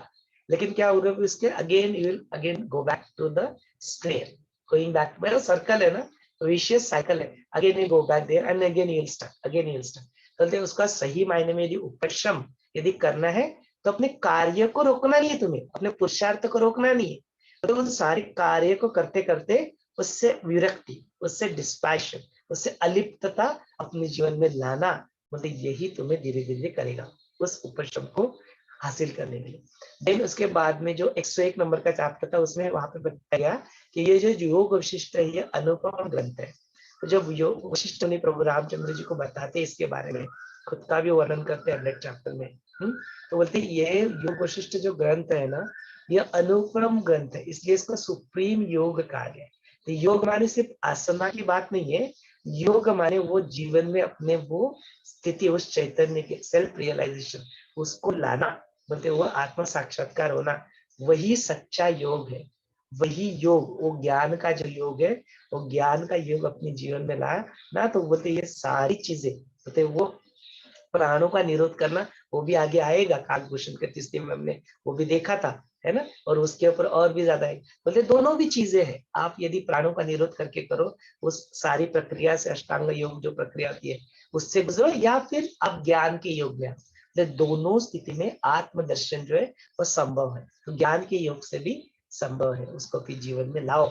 तो वो ग्रंथ, इस ग्रंथ में ये सारी जो ऐसी चीजें वो यहाँ पे कवर किए होते। योग वशिष्ठ में यदि कुछ मिला तो वो दूसरी जगह पे मिल सकता है करने को, लेकिन योग वशिष्ठ में नहीं मिला और कहीं नहीं मिलेगा, you will not get it anywhere else. यहाँ पे जो लिखा है वो और सारे शास्त्रों के उपनिषद वेद वगैरह वहां पे मिल जाएगा यही ज्ञान, बट यहाँ पे नहीं है तो कहीं नहीं मिलेगा तुम्हें, you will not get it anywhere else. ऐसे इस अनुपम ग्रंथ के बारे में यहाँ पे कहा गया। तो अपने जीवन में ये वशिष्ठ आया, अपना सौभाग्य, अपना हम लोग कृतज्ञता अपने जीवन में हमें व्यक्त करना है, अपना सौभाग्य कि अपने जीवन में ये ज्ञान है। उसके बाद में फिर जो नेक्स्ट आता था that we are going towards अपना कंटेंटमेंट एंड कल्पवृक्ष, जो आज के चैप्टर की जो अपनी शुरुआत है, तो उसको हम लोग थोड़ा डिटेल में देखेंगे। What is containment, what is कल्पवृक्ष, कैसे वो आता है। उसके पहले कुछ प्रश्न है, उसको ले लेते हैं। मुदिता जो होता है, मुदिता एक हम लोग अपने जीवन में बोलते हैं सत्व जो गुण होता है, सत्व गुण को भी वो वन ऑफ द सत्व गुण कौन, मुदिता। तो जैसे हम लोग बोलते हैं कंपैशन, करुणा, तो ऐसे होते मुदिता माने हैप्पीनेस। अपने जीवन में वो मुदिता, हैप्पीनेस, संतोष जिसको कहते हैं, उसी को मुदिता यहाँ पे कहते हैं। लेकिन उसके बाद में कई सारे जो तत्वों की यहाँ पे बात हुई है कि अनाहत तत्व, अदम्भित। हाँ मनीष जी बोलिए, आपका तो कुछ। हाँ जी, तो मैं वही पूछना है, जो मैं इच्छा है, कामना वक्त के साथ ये बदलती रहती है ना। जैसे बच्चों में बच्चे को खिलौने पसंद है, वो आगे बढ़ते बढ़ते जब चलना फिरना शुरू करता है, बाहर घूमने, ऐसे मतलब प्रकृति हमें समर्पण ऐसे इच्छा कामना हमारी बदलती रहती है, और वक्त के साथ तो फिर बदलना चाहिए। और जिसको ज्ञान हो उसको तो फिर उसको ज्ञान को अपने जीवन में अप्लाई करना ही चाहिए। और अभी मैं सुना, अभी आप कह रहे थे ना, जैसे एक दो बार आपने विश विश कहा ना, तो हिंदी में अगर कहें तो ज्ञानी के लिए विश विश के समान है। मैंने कहा ये तो ऐसे भी हो। जरूर हो सकता है। देखो ना, अभी सबकी जीवन में अभी गुरुदेव का जन्म हुआ है ना, तो 4 साल की उम्र में भगवत गीता पठन किया, 17 साल की उम्र में ही कंप्लीटेड इज ग्रेजुएशन, 25 साल लगने नहीं, 17 साल की उम्र में ही कंप्लीट कर दिया। और उसके बाद में उन्होंने एक पाथ ले लिया अपने जीवन में, तो कुछ पाथ कुछ सोच समझ के उन्होंने जन्म लिया है ना यहाँ पे। तो उनका अपना पाथ अलग हो सकता है ना, मैं इसलिए बोला ना कि पुरुषार्थ हर किसी का इंडिविजुअल है, अपना खुद का है। अभी जो उन्होंने कर लिया वो सबने वही करेंगे। अभी सबने वही, सभी जीवन में गुरु ही बन गए। किसको पढ़ाओगे, सभी डॉक्टर बन गए, कोई पेशेंट ही नहीं है, किसको ट्रीट करेगा वो डॉक्टर। तो वो जीवन में ना दोनों होते हैं, तभी वो फलीभूत होता है। वो गुरु आ रहे हैं बिकॉज वहां पे कोई शिष्य है उधर, उसको जरूरत है, तभी तो उन्हें ज्ञान देंगे। सभी लोग चैतन्य है, सभी चैतन्य बन गए है ही, बट सबने जान लिया, तो कौन किसको क्या पढ़ाएगा। बोलते शिक्षक है बिकॉज शिक्षक है ना, तो ये है, तो बोलते उनको पता कि ये ऐसा रहने वाला, तो उसको वो उनका अपने उद्देश्य से हुआ है। इसका मतलब जो बाकी के लोग हैं जो अभी तक वैसा नहीं कर रहे, इट डजंट मीन दैट कि दे आर डूइंग रॉन्ग और राइट। इसको रॉन्ग और राइट की जजमेंट से नहीं देखना, वो चश्मा उतार के रख देना साइड में, जस्ट कीप इट डाउन, छोड़ो उसको। ये जो कई सारे जो हम लोग चश्मे पहन लेते हैं ना कॉन्सेप्ट के, तो ये कॉन्सेप्ट को ही छोड़ना ही तो उस जीवन में उसको आगे बढ़ाया। तो ऐसे सारे कॉन्सेप्ट को छोड़ो, कुछ भी कॉन्सेप्ट ना उसको छोड़ो, बोलते हैं कॉन्सेप्ट क्या करेगा, दिखाएगा। बस मैं उस स्थिति में तभी तो ध्यान लगेगा, नहीं तो ध्यान भी नहीं लगेगा आपका। कुछ भी कॉन्सेप्ट ध्यान नहीं लग सकता आपका। हाँ, ये तो हर किसी की अपनी अपनी जीवन यात्रा, किसको कब मतलब ज्ञान प्राप्त हो ये पता नहीं। और तो वो जो बीज है ना, वो बीज सबके अंदर है, इसलिए आप क्या करें, किसी को भी अंडर एस्टिमेट मत करना। किसी का भी कुछ भी बीज कभी भी अंकुरित हो, आज का चैप्टर का विषय ही, तो उसको हम लोग थोड़ा देखेंगे कैसे ये वैसे भी जैसे 50 की उम्र के बाद ये कहते आता ही क्या 51 मतलब 1 आता है ना पीछे, कि 50 के बाद आप धीरे धीरे धीरे धीरे जो दुनियादारी की तरफ से ज्ञान है अध्यात्म की तरफ चलते रहो, 53 54 55 ऐसे आता है। बिल्कुल बिल्कुल। तो वो तो ऐसे तो गृहस्थाश्रम से वानप्रस्थाश्रम जाने का वो मार्ग है, लेकिन ये जो सारे जो आश्रम है ना, हमने एक इस सत्र में देखा था कि don't have to wait for the 25 years of, तो ये सारी का अपने जीवन का ना रोज का हिस्सा बना लो। सुबह उठ के ब्रह्मचारी बन जाओ, 9 से 6 में गृहस्थाश्रम में बन जाओ, फिर से 7 में 9-10 बजे तक वो वानप्रस्थाश्रम को ले लो, और फिर सोते समय संन्यास। संन्यास तो वैसे ही हो ही जाता है। तो चारों आश्रम को रोज जियो ना, वाई वेट फॉर 60 साल की उम्र में, किसको पता है 60 साल जिंदा रहोगे कि नहीं, क्यों वेट करते बोलते। वो जब पॉसिबल है रोज उस आश्रमों को, सारे आश्रमों को जीना, तो क्यों ना बी वाइज पर्सन, है ना, ज्ञानी बनो, ज्ञान को जीवन में ला। तो सारे आश्रमों को एक ही दिन में जियो, रोज, एवरी सिंगल डे। जैसे ब्रह्मा रोज उठते हैं, उत्पत्ति करते हैं, रोज जाके उसको प्रलय कर देते हैं, सो जाते हैं, कुछ नहीं करते रात भर, फिर से दूसरे दिन फिर से ब्रह्मांड की उत्पत्ति। तो वैसे करो ना। और ये तो मैंने एक दिन की बात की, लेकिन यदि क्षण होने लगे तो बात ही क्या फिर।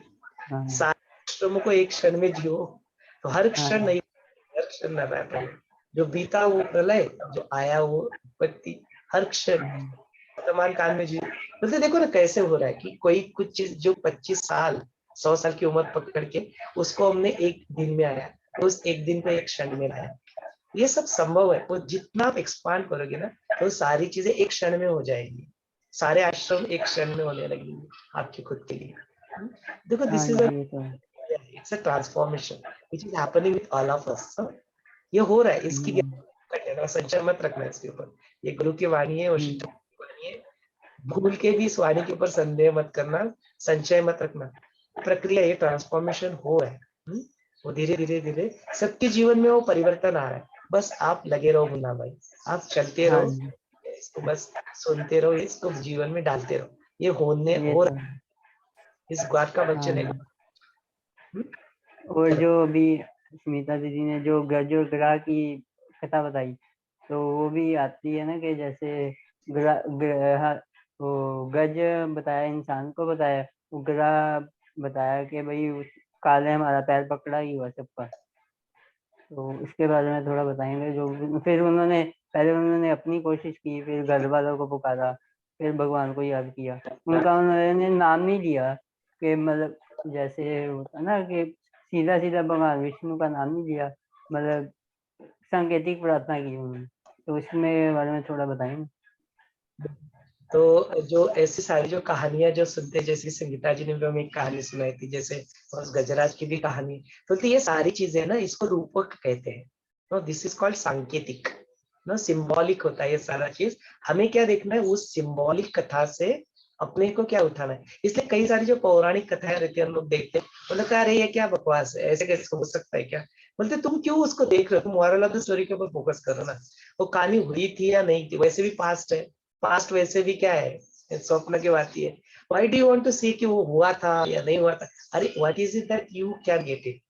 तो ऐसे इसको रूपक भी कहा जाता है। जैसे पापा ने भी एक जो अपना वारू जो होता है ना, उसके ऊपर रूपक लिखा था। विश्वकर्त्याने वारू निर्मिला लगाम त्याच्या हाती असे, पवन वेगाने धावू पाहे दऱ्या खोऱ्या अनटेकाले, वर्ण दिसे लगाम त्याचा न आवाज त्याच्या चाबकाचा, पळवितो हवा तसा वळवितो, बघता बघता त्याच क्षणी त्या क्षणामध्ये थांबवितो। ये रूपक है। तो उन्होंने वो वारू माने अपना घोड़ा, उसको घोड़े को लिख के, लेकिन उसका जो लक्ष्यार्थ जो होता है, गुह्यार्थ जो होता है, वो यदि देखा जाए तो वो अपने मन को यहाँ पे संबोधन करे, एक मानव को संबोधन करे। वारू माने तुम्हारा ह्यूमन माइंड, तुम्हारा ह्यूमन, बोलते उसका जो ईश्वर जो वो ऐसे उसके हाथ में लगा, लेकिन जो ये मन जो होता है वो इधर उधर भागता रहता है।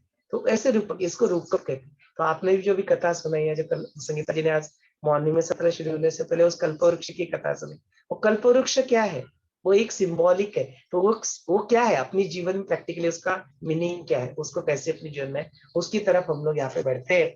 तो यहाँ पे अभी शुरुआत करते हैं आपके चैप्टर का थोड़ा डिटेल में, संगीता की जब प्रश्न था उसके ऊपर, और फिर बीच में कुछ और प्रश्न आएंगे तो आप जरूर उसको पूछिए, हम लोग उसके बारे में भी ध्यान देंगे। तो यहाँ पे जो प्रभु रामचंद्र जी वशिष्ठ मुनि को कहते हैं कि हे प्रभु, अब तक तो आपने इस संसार रूपी जो विष जो वृक्ष है, इस संसार रूपी विष वृक्ष का आपने कई बार यहाँ पे वर्णन किया, ताकि हम लोग उसके चक्कर में ना फंसे, उससे बाहर निकले।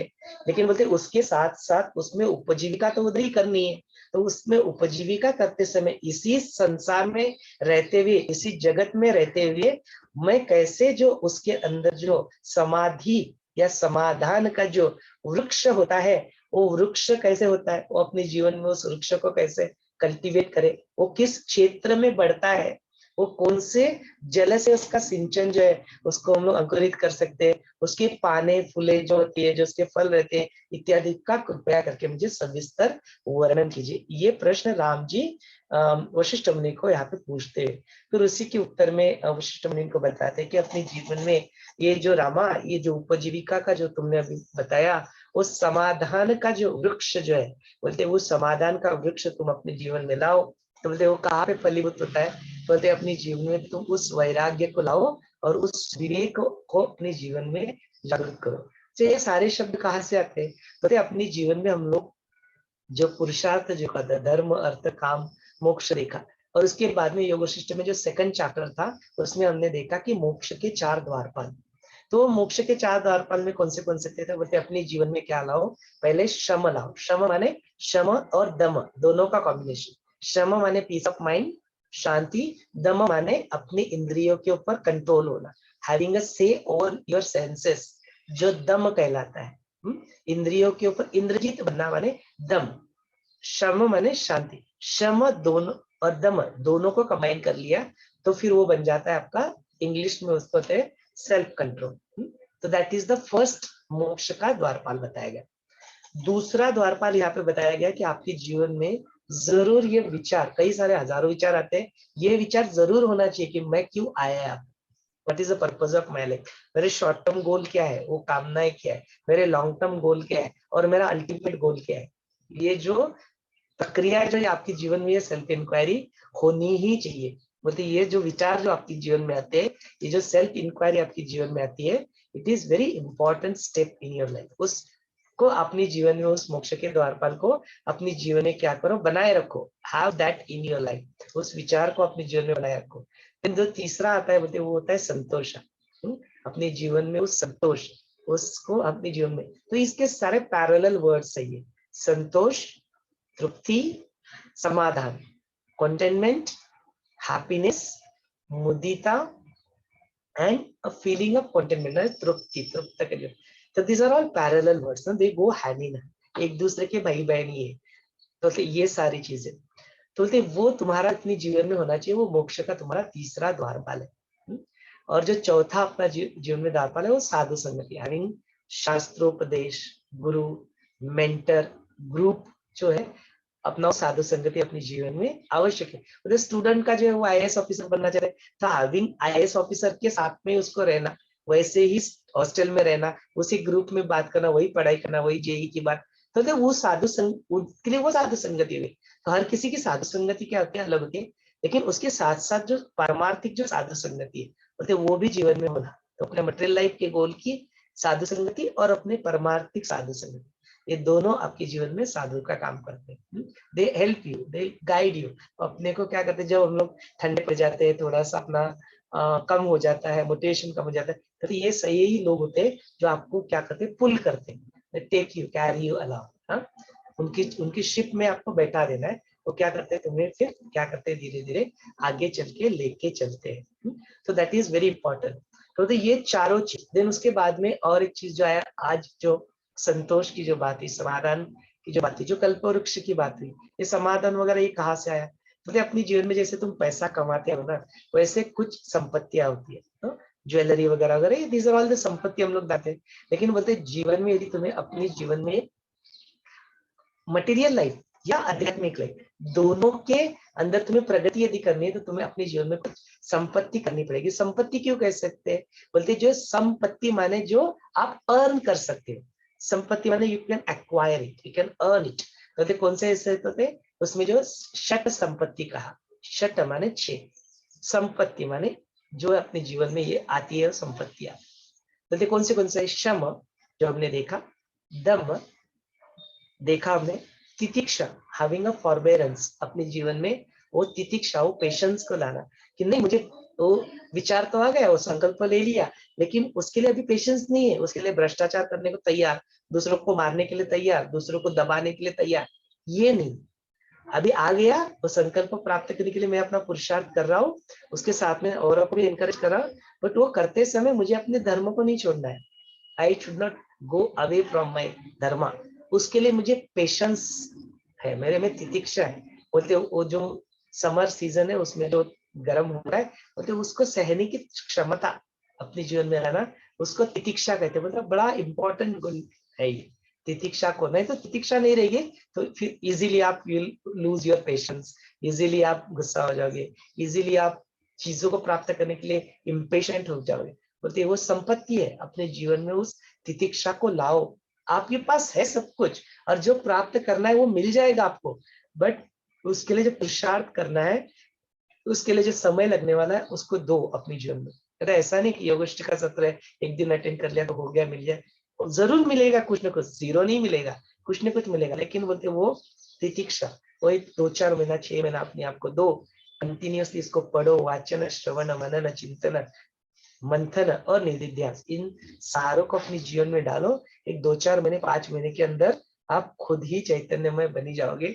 हमने तो यहाँ पे 1 साल के अंदर देखे कि जो लोग कैमरे के सामने आने से डरते थे, जिन्होंने अपने जीवन में ऐसा हो ही नहीं सकता था, इम्पॉसिबल इस चीज को माना, वो ही आज खुद इसके निरूपण करने के लिए सक्षम बन चुके हैं। ये सारा जो था it has happened with in just ये 6 महीनों में 1 साल में हो गया सबके साथ।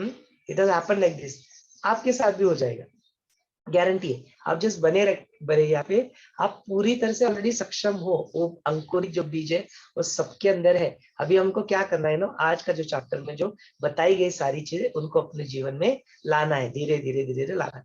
तो ये सारी चीजें तो तितिक्षा में, तो शम दम तितिक्षा, देन तीनों जो और संपत्तियां कौन से है, तो श्रद्धा, उपरति और समाधान। श्रद्धा, हैविंग अ फेथ इस ज्ञान के ऊपर। यदि ये ब्रह्म वाक्य है, वशिष्ठ की मुख से निकला हुआ है, यदि वो गुरु की मुख से निकला हुआ है वाणी है, तो उस वाणी के ऊपर हम लोग तो क्या है, हम लोग तो जैसे लाउड स्पीकर के बाद भी निमित्त मात्र इस शरीर को यहाँ पे रख दी है।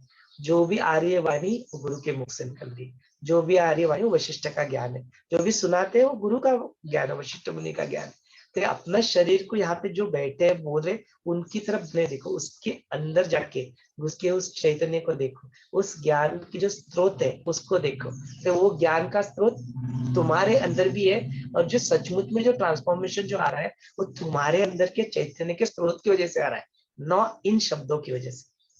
ये कुछ हो रहा है तो वो वाणी भी गुरु की वाणी। इस रूप में यदि इसको देखते हो तो श्रद्धा मन में जगेगी, और वो श्रद्धा जगेगी तो जो मिल रहा है उसका मल्टीप्लाई हो जाएगा, it will be multiplied with that many factors. तो वो श्रद्धा अपने जीवन में उस वाणी के प्रति, उस ज्ञान के प्रति, उस गुरु के प्रति, उस साधु संगत के प्रति, उस साधना सेवा सत्संग उन टेक्निक्स के प्रति, उस शास्त्रों के प्रति अपनी जीवन में वो श्रद्धा होना, वो संदेह ना होना, वो बहुत आवश्यक होता है। ये संपत्ति है, having that faith about the unknown. I don't know what that is, I don't know what that Shiv is, but मेरी उसके ऊपर चैतन्य के ऊपर पूरी श्रद्धा है, पूरा फेथ है। नो पता है कि गुरु हमें राइट डायरेक्शन में ही लेके जाएंगे, कभी गलत मार्गदर्शन हो ही नहीं सकता। यदि उनकी मुख से निकल गया है, दिखते समय दिखेगा कि ऐसा क्यों गाइड किया, तो वो भी तुम्हारे भले के लिए। यदि उन्होंने तुम्हें श्राप भी दे दिया तो वो श्राप भी तुम्हारे कल्याण के लिए ही होगा। तुम्हारे जीवन में गुरु से निकले हुए शब्द तुम्हारे जीवन में कभी बुरा नहीं कर सकते। ऐसा अनंत, ऐसा इनफाइनाइट श्रद्धा उस ईश्वर के प्रति अपने जीवन में होना, तो तुम्हारे जीवन में वो भक्ति आएगी, वो डिवोशन आएगा। और फिर भक्ति में जो तन्मय भक्त है उसके लिए तो बोलते ईश्वर सदा सर्वदा उसके सामने प्रस्तुत होते हैं उनकी इच्छाओं को पूर्ण करने के लिए। उनके तो ऐसी भक्ति को अपने जीवन में जगना बोलते ये संपत्ति है। तो बोलते श्रद्धा उपरति अपने जीवन में लाना। उपरति माने क्या, हम लोग अक्सर क्या करते हैं ना अपने जीवन में अविरति को लाके। अविरति माने क्या, छोटी छोटी चीजों में उलझ जाना, उसी में अपने आप को लगा देना। वो अविरति को छोड़ो, उपरति को लाओ। उपरति माने क्या, अरे यार मुझे ये काम अच्छा नहीं लगता, मुझे वो काम अच्छा नहीं लगता, अभी IAS ऑफिसर बना है तो उसमें ये, फिर वो जो ना मुझे पढ़ना है तो उसमें ना मुझे वो पर्टिकुलर सब्जेक्ट अच्छा नहीं लगता। बोलते नहीं, अपने जीवन के छोटे छोटे जो कार्य तुम करते रहते हो, वो खाना पकाते हो, वो अपने योग शिष्ट के सत्र को अटेंड करते हो, या उसको कंडक्ट करते हो, या आर्ट ऑफ के कोर्सेस लेते हो, कुछ भी बोले छोटी छोटी चीजें, वो खेलते हो, वॉकिंग के लिए जाते हो, छोटी छोटी चीजों में उसमें आनंद, तृप्ति, समाधान का अनुभव करना, इसको उपरति कहते हैं। Enjoying every moment of your life with a fullness of gratitude, अपने अंदर वो पूरा कृतज्ञता के साथ, वो पूरा समाधान के साथ, तृप्ति के साथ, संतोष के साथ, उस छोटी छोटी कार्य को भी, एक्टिविटी को भी पूरी तरह से एंजॉय करके अपने जीवन में करते रहना, बोलते वो उपरति कहलाते। नहीं तो फिर वो जो बैंकिंग में जो कैशियर है ना, वो रोज एक ही काम करता है, देयर इज नो न्यूनेस। वो हर दिन वो लोग आएंगे, पैसा जमा करेंगे, पैसा लोगों को देगा, एक ही एक्शन है, बोले रोज, बोलते बोर हो जाएगा उससे। फिर बोलते नहीं, उसको उसमें उपरति, रोज खाना बनाते, रोज खाना खाते, बोर हो जाते हैं, बोलते कभी कभी बोर भी हो जाते हैं, तो वो बोरियत भी होना भी तुम्हारे लिए ब्लेसिंग बन जाता है। लेकिन उस बोरियत को भी छोड़ के उन छोटे छोटे कार्यों में यदि उस समाधान को तुम, उस तृप्ति को, उस आनंद को तुम महसूस करो, तो उस दैट बिकम्स योर क्वालिटी, उसको कहते हैं उपरति। बोलते ऐसी उपरति को अपने जीवन में लाना, और फिर ये सब कुछ साथ में आएंगे, फिर उसके साथ में और एक संपत्ति आपको मिल जाएगी। बोलते वो तुम्हें समाधान या कंटेंटमेंट जो होती है, बोलते ये भी संपत्ति है। उस समाधान को, उस मुदिता को, उस हैप्पीनेस को, उस आनंद को अपने जीवन में, उस संतोष को अपने जीवन में बनाए रखना। बोलते ये तुम्हें मोक्ष का द्वारपाल है, वो तुम्हें मोक्ष की ओर लेके जाएगा। तो यही बोलते हैं वशिष्ठ मुनि, ये रामा ऐसी उपजीविका करने के लिए जो समाधान रूपी जो वृक्ष तुम्हारे जीवन में है, उस वृक्ष को तुम एक विवेक रूपी एकांत जो है उससे तुम क्या करो, उसको फलीभूत करो। वहीं पे वो बहुत अच्छा बढ़ता है, वहां पे वो अच्छी तरह से टवित हो जाता है इस संसार के रूप में। तो अपने प्रारब्ध से जो तुम्हारे जीवन में जो शस्त्रों के रूप में जो स्वजनों से जो अलग प्रकार के दुख तुम्हें दिए जाते हैं, जो तुम्हारे शरीर में व्याधि उत्पन्न हो जाती है, जो तुम्हारा अपमान वहां पे होते हुए दिखता है, मतलब ये सारी जो चीज दुख होते हैं, उससे अपने आप धीरे धीरे क्या होने लगेगा, ये संसार जो रूप है, इस संसार का जगत का तुम्हें क्या कर होने लगेगा, कंटाला आने लगेगा, बोरियत होने लगेगी, उसमें तुम फंसना नहीं चाहोगे। You will slowly and gradually वो वैराग्य की तुम्हें जीवन में क्या होने लगी, प्राप्ति होने लगेगी। धीरे धीरे धीरे धीरे बढ़ के होते उसमें से तुम बाहर निकलेंगे, फिर अपने आप तुम्हारा विषयों के प्रति जो मन होता है वो क्या होने लगेगा, निराश होने लगेगा। फिर उससे करेगा, उसमें अपने आप वैराग्य रूपी जो है, ये तुम्हारा ध्यान का मूल जो बीज है, वो ध्यान का बीज तुम्हारे जीवन में आने लगेगा। You will like to learn about meditation, ध्यान करना, ये सारी चीजें तुम्हारे जीवन में रहेगी। अपने आप फिर तुम क्या करोगे, अपना जो ये पूरा जो भूमि जो है, ये जो अंतःकरण की भूमि, उसको शुभ कर्मों से तुम क्या करोगे, अच्छे जो कार्य होते हैं उसको करने से तुम उसको अच्छी तरह से you will plough it, no, जो नांगरना कहते हो, तो उसको मशागत तुम जो उस भूमि की, उसको तुम अपने जीवन में करने लगोगे।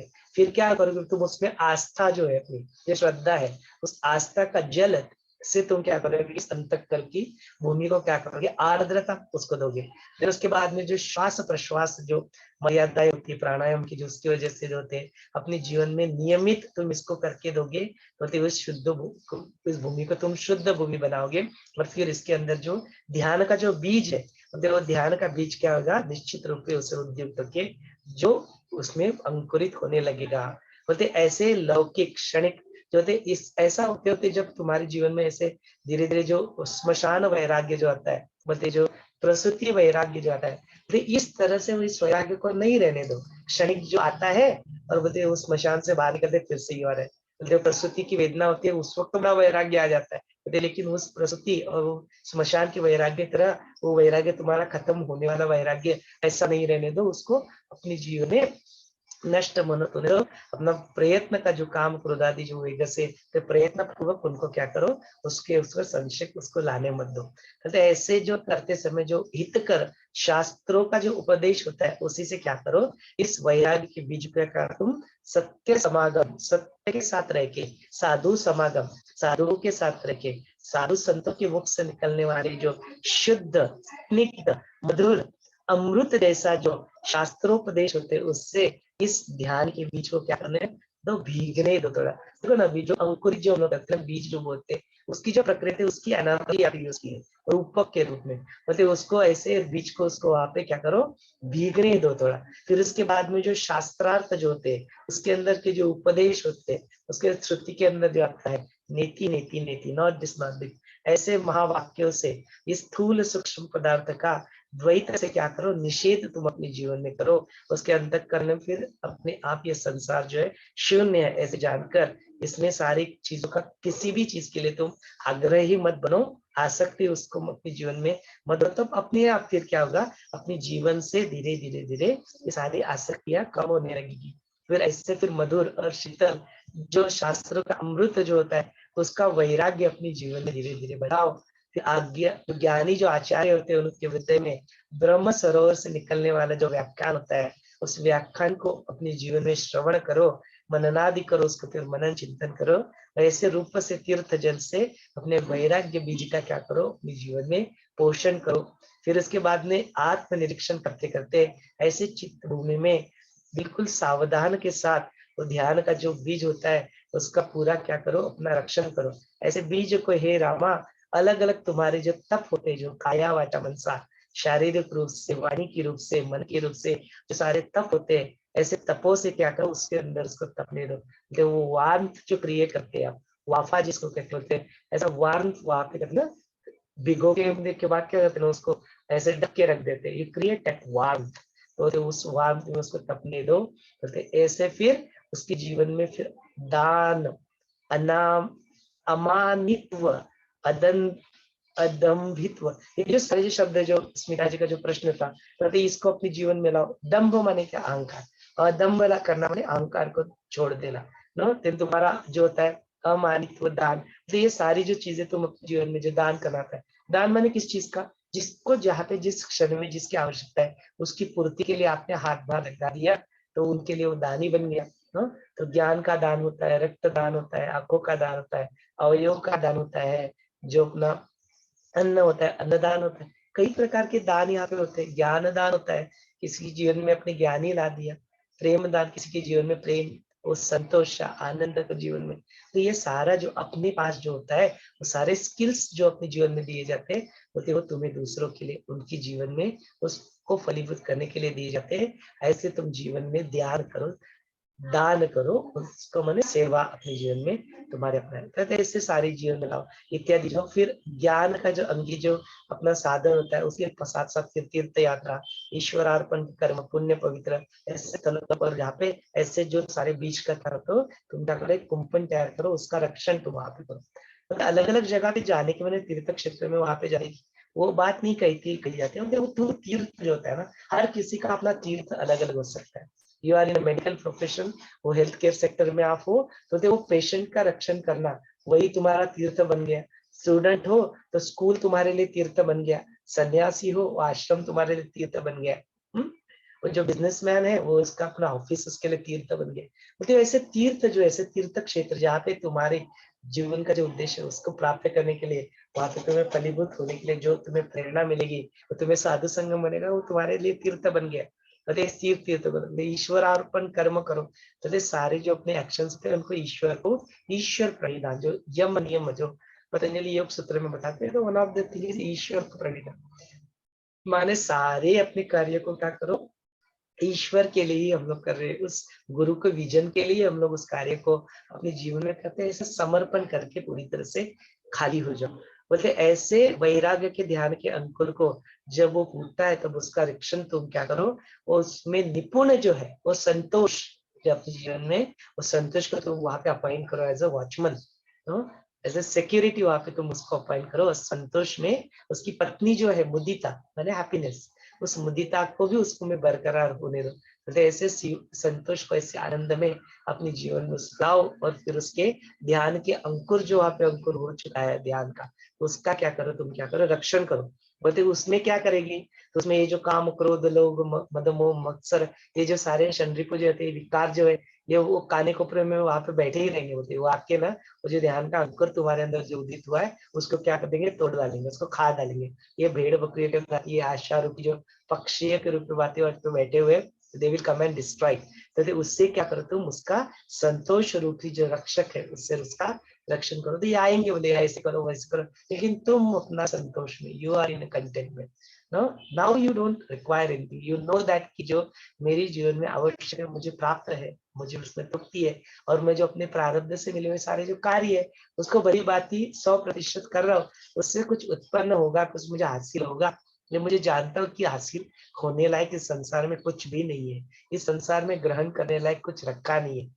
तो इस वैराग्य तुम्हारे जीवन में रहेगा तो कार्य तो होते रहेंगे, बट अपेक्षाएं उसमें नहीं रहेगी, आशाएं उसमें रहेगी, but yet you are able to give your 100%, because अभी बाधा कुछ नहीं है ना, तो you are able to give your 100% in जो भी आप अपने जीवन में करते हो, ऐसे तुम इसको बनाए रखोगे। तो इसकी वजह से क्या होगा, इसके जो बाकी का सारा जो धूल मिट्टी जो रहता है, पाला पाचोड़ा जो रहता है, तो ऐसे इसमें अहिंसा, यम नियम जो होते प्रतिदिन, ईश्वरोपासना, सक्रिय रूप से ऐसा जो मृदु जो कुंचा होता है उससे इसको क्या करो, रोज इसका झाड़ू जो है सफाई इसकी करते रहो। That is what we do. 6 o'clock morning साधना, फिर गुरुदेव के साथ ध्यान, फिर योग शिष्ट का सत्र, दिन भर अपने कार्य करो, फिर से शाम को गुरु पूजा, अपनी कृतज्ञता को व्यक्त करो, फिर से गुरुदेव का साथ ध्यान करो, और फिर जो एन इंटीमेट ऑल्सो सिंसियर सत्र, फिर से ज्ञान का सत्र। उसके बाद में फिर थोड़ा सा शांत होके फिर बाकी सो जाओ। यही तो सब कुछ दिन में every day you have to continue to do this. तो फिर क्या होगा, अपने विवेक रूपी जो सूर्य प्रकाश वहां पे उत्पन्न हो जाएगा, उस क्षेत्र में अज्ञान रूपी जो अंधकार है वो अपने आप दूर होने लगेगा। फिर बोलते उसके बाद में जो संपत्ति और स्त्रियां, ये पाप रूपी जो मेघ होते हैं, जैसे उल्का, उस अंकर के ऊपर कभी भी गिरने की वो जो शंका वहां पे होती है। या फिर जो संपत्ति माने जो पैसा पैसा पैसा पैसा हम लोग करते रहते हैं। स्त्री माने काम वासना की आपकी बात हुई, स्त्री और पुरुष दोनों के लिए एप्लीकेबल है। बोलते ये काम, क्रोध, लोभ, मद, मोह, मत्सर है, ये उल्का कभी भी आके उसके ऊपर, उस ध्यान के अंकुर के ऊपर गिर सकती है, तो उसको नष्ट कर सकते थे। उससे अपने धैर्य से, अपने औदार्य से, मंत्र से, स्नान, तप, दम, इन सारे उपायों से, उन प्रणव का जो ओंकार का जो त्रिशूल है उसको अपने हाथ में रख के उसका रक्षण, इन उल्काओं से तुम क्या करो, उसका निवारण करो। मैंने कितना सुंदर, इससे सुंदर कुछ उसका वर्णन हो ही नहीं सकता कि कैसे उस अंकुरित जो बीज है, उस ध्यान के अंकुर को कैसे ऐसे संभाल के रखो ना, बिल्कुल ऐसे उसका पालन पोषण करो। इसके किसान के बाती जो अपने जो बीज जो बोता है उसका कितना रक्षण करता है एक किसान, है ना। ऐसे किसान तुम स्वयं, ये किसान खुद बन जाओ, और ये जो अंत भूमि जो है, ये सारी उसकी जो अंकुर, जो ध्यान का अंकुर जो बीज है, उसका तुम बोले अपने जीवन में क्या करो, रक्षण करो। ऐसे रामा, ऐसे रक्षी, ऐसे जब तुम उसकी रक्षा करते हो तो जो ध्यान का बीज है वो अपने आप ही फिर उससे बढ़ते बढ़ते बढ़ते बढ़ते पुष्ट, सुंदर, उन्नत, तेजस्वी, ऐसा विवेक, उसका नवा अंकुर उसमें उत्पन्न हो जाता है। इस अंकुर का सतेजता अपने आप उस चित भूमि में प्रकाशित, विकसित होने लगता है, और उस अंकुर से ही उसके दो पान वहां पे निकल आते हैं। जो हम लोग देखते हैं ना, अंकुर जब होता है तो उसके दो ऐसे पन्ने निकल आते हैं। तो जो दो पन्ने होते हैं उसके, वो एक शास्त्रार्थ विषय अपने आप उसकी रुचि बढ़ने लगती है। अपने आप उसके जो कदम है वो ऐसे बुक्स की तरफ बढ़ते हैं, ऐसे बुक्स का साठा अपने पास धीरे धीरे धीरे धीरे संचय करने लगते हैं। और दूसरा जो होता है साधु समागम, अपने ही आप मतलब वो जाके वो पहले जो रुचि जो आती थी, जाते इधर देखो मूवी देखो, ये करो, ऐसे पब में जाओ, इधर तो काफी सारी जो चीजें जो हमें अटकाए रखती होती है, उसका अपने आप वहां से निकलेगा, अपने आप वो साधु से काम हो गया, अपने आप वो योग के सत्र में आएगा, अपने आप वो आर्ट ऑफ लिविंग के कोर्स में आएगा। मतलब ये दोनों जो पान है वो अंकुर, ध्यान का अंकुर होता है, ये दो पान वहां पे अंकुरित होते हैं, और अपने आप उनकी शास्त्रों के विषय रुचि बनने लगती है, और उनके जो है साधु समागम के पीछे उनकी रुचि बनने लगती है। फिर धीरे धीरे वही जो अंकुर है वो के फिर वो कोर स्टेम बन जाता है। फिर वही जो होता है उसके जो रूट्स होते हैं, वो फाउंडेशन उसका पक्का होने लगता है। फाउंडेशन किस चीज का, तो फाउंडेशन उस ध्यान का, फाउंडेशन किस चीज का, फाउंडेशन उस साधना का, फाउंडेशन किस चीज का, तो फाउंडेशन इन सारे मूल्यों का, इन ह्यूमन वैल्यूज का, फाउंडेशन किसका, तो फाउंडेशन उस वैराग्य का, फाउंडेशन किसका, तो फाउंडेशन इन सारे षट संपत्तियों का। तो ये सारे रूट्स जो है ना, वो रूट्स में उसके पक्के होने लगते हैं। फिर जो उसी के ऊपर वो संतोष रूपी क्या करता है, अपनी जो त्वचा आता है उसको अपने जीवन में धारण कर लेता है। वैराग्य रस उसको क्या करता है, टवटवित करते रहता है। और ऐसा पुष्ट हुआ जो शास्त्रार्थ रूपी जो पाउस जो होता है, जो रेन होता है, वो वृष्टि होती है, वो उसके ऊपर कंटिन्यूसली गिरते रहती है और अपने आप को होता है। मतलब ऐसा जब होता है ये रामा, तो वही जो अंकुर, जो ध्यान रूपी अंकुर जो अपने जीवन में तुम्हें प्लान फ्लो किया था, वो क्या करता है, धीरे धीरे धीरे धीरे बढ़ बढ़ के वो जो होता है कामना पूर्ण करने वाला कल्प वृक्ष का वो रूप धारण कर लेता है। तो ऐसे शास्त्रार्थ, साधु संग, वैराग्य से, योग से दष्ट पुष्ट होने वाला यह समाधान का वृक्ष जब होता है, तो बोलते उसके पीछे फिर जो छोटे मोटे जो मरकट जो रहते हैं, काम, क्रोध आदि, राग आदि जो मरकट होते हैं, वो कितने भी उसके ऊपर, कितने भी उसके ऊपर कूदे, कुछ करे, हिलाए, कहते वृक्ष ऐसा फाउंडेशन होकर स्ट्रांग होने की वजह से वो बिल्कुल वहां पे विचलित नहीं होता, अपने जीवन में वो स्थिर वहां पे होता है, ऐसा वृक्ष बन जाता है। एक अंदर यदि देखो तो उसके विज्ञान में सारा जो सर्वांगीण अनुभव से अलंकृत आनंद रस से विकास जो बनने से वो वृक्ष की शाखाएं अपने आप फिर चारों बाजू में फैलने लगती है, और फिर आत्म तत्व की स्पष्टता, सत्यता, परमात्मा स्वरूप की स्थिति, धीरता, विकल्प रहिता, जो बात है ना, जो विश्व की जो बात आई थी, जो विशेष ये चाहिए, ये चाहिए, वो विकल्प, विकल्प माने एक विष पूरी नहीं हुई, दूसरा विकल्प, दूसरा पूरा नहीं हुई, तीसरा विकल्प, विकल्प रहित तथा माने विकल्प का ना होना। ऐसे विकल्प रहित तथा दयालुता, वो कंपैशन, वो करुणा, दयालुता इत्यादि सात्विक गुणवंत से शोभिवंत विपुल पान, उसके जो जो पर्ण रहते हैं, ऐसे पर्ण उसके निकल आते हैं। ऐसे यश रूपी पुष्प से, प्रज्ञान रूपी मंजीरी से ध्यान तरु जो होता है चहो बाजू से बड़ा सुंदर सतेज दिखने लगता है। ऐसा वैराग्य शील पुरुष जो समाधान वृक्ष, कल्प वृक्ष की बाकी सर्व कामना खुद की भी पूर्ण कर सकता है, औरों की भी वो कामना पूर्ण कर सकता है। तो इसीलिए कहते हैं ना कि जो अपने आठ अपने की जो ब्लेसर्स होते हैं उनकी तरफ कुछ हो जाता है तो लोग ब्लेसिंग्स मानते हैं, तो ब्लेस कर दो। उनके अंदर से निकलने वाला जो विश जो होता है, उनके अंदर से निकलने वाला जो आशीर्वाद होता है, वो ब्लेसिंग होता है, बोलते वो पहुंच जाता है ना, तो इट कैन ट्रांसफॉर्म। बोलते ऐसे जो होता है कल्प वृक्ष होता है, ऐसे सर्व कामना पूर्ण करता है। शाखा पल्लव पुष्प, इससे संपन्न ऐसा ब्रह्म साक्षात्कार का फल। फिर ऐसे वृक्ष के ऊपर, कल्प वृक्ष के ऊपर फल कौन सा लगता है, तो बोलते अपना जो सेल्फ है, वो सेल्फ रियलाइजेशन, वो मुक्ति, वो मोक्ष, वो ब्रह्म साक्षात्कार का फल वो क्या लगता है, ऐसे कल्प वृक्ष में लग जाता है। और ऐसा फल प्रतिदिन धीरे धीरे धीरे धीरे बढ़ने लगता है, और वो भी फिर योग से अपनी जीवन में लाने से वैसा वृक्ष वो सुंदर दिखने लगता है।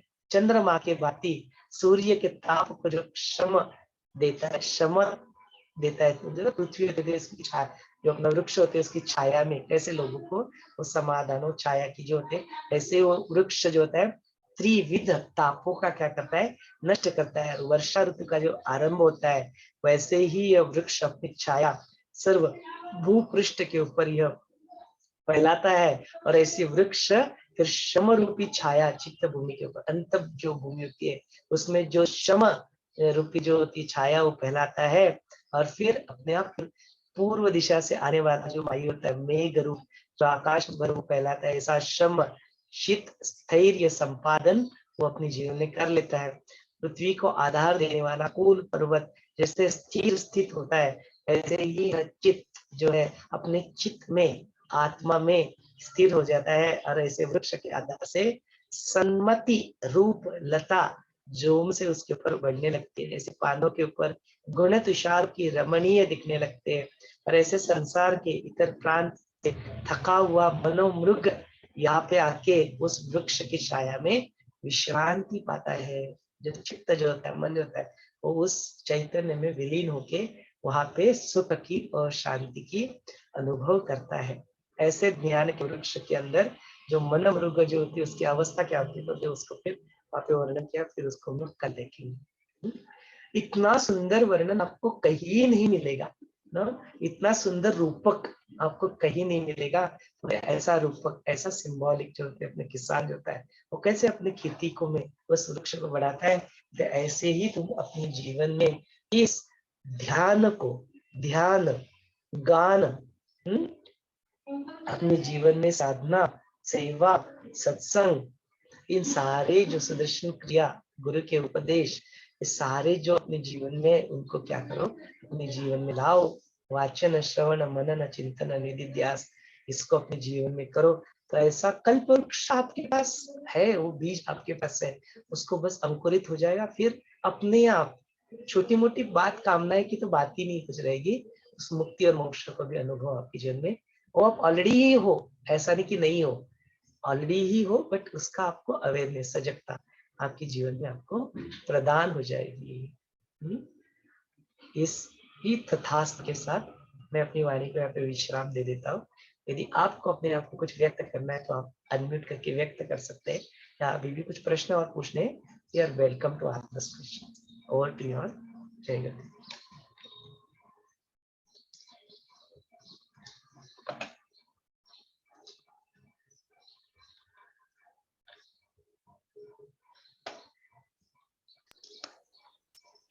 बहुत सुंदर एक्सप्लेन किया। योग वशिष्ठ ग्रंथ सुंदर है, पर आपके मुख से जब हम सुनते हैं तो सही में बहुत समाधि लग जाती है, बहुत अंदर चले जाते हैं सुनते सुनते। बहुत सुंदर एक्सप्लेन किया।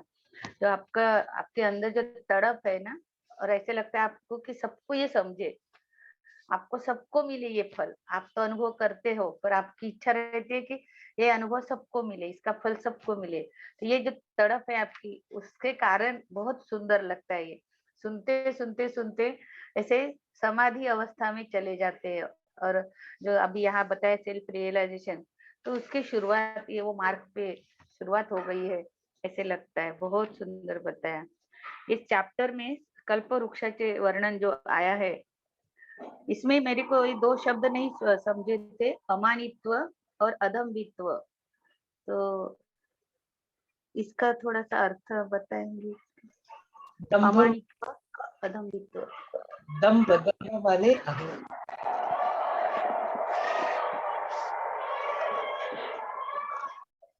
दंभ, दंभ माने किसी चीज का अहंकार होना, दंभ बोलते हैं। अदंभ करना माने, अदम्भित्व माने अहंकार को डिसॉल्व करना, डिसॉल्विंग योर ईगो इज अदम्भित्व। और जो दूसरा कौन सा शब्द था बोलना आपने?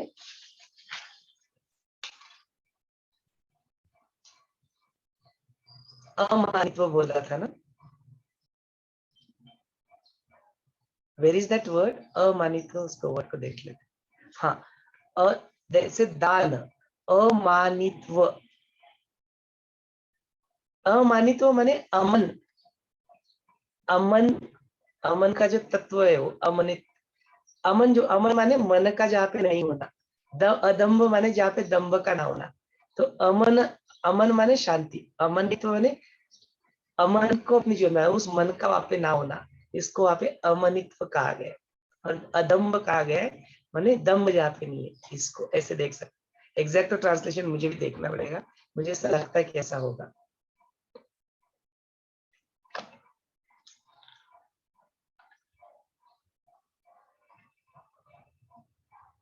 अनम्यूट करना पड़ेगा स्मिता जी, आप म्यूट पे हो। एक सेकंड में आपने बहुत सुंदर बता दिया। अदम्भित्व, दंभ अपोजिट अदम्भ, ईगो नष्ट कर देना, अहंकार नष्ट कर देना। एक सेकंड भी नहीं लगा और बहुत सुंदर समझा। और यह जो मुदिता का अर्थ आपने जो बताया था, हैप्पीनेस, सत्व गुण, तो उसमें कैसे सेंटेंस आया है, निपुण असलेला संतोष नावाचा राखणदार नेमावा, त्या संतोषाबरोबर मुदिता नावाची त्याची पत्नीही असावी। म्हणजे संतोषच्या सोबत त्याची पत्नी मुदिता। मुदिता म्हणजे हॅपीनेस, आनंद, आनंद, आनंद। हाँ, मगाशी नव्हतं समजलं, आता समजलं कि आनंद म्हणजे संतोष के साथ आनंद भी रहना चाहिए, अभी समझ आया।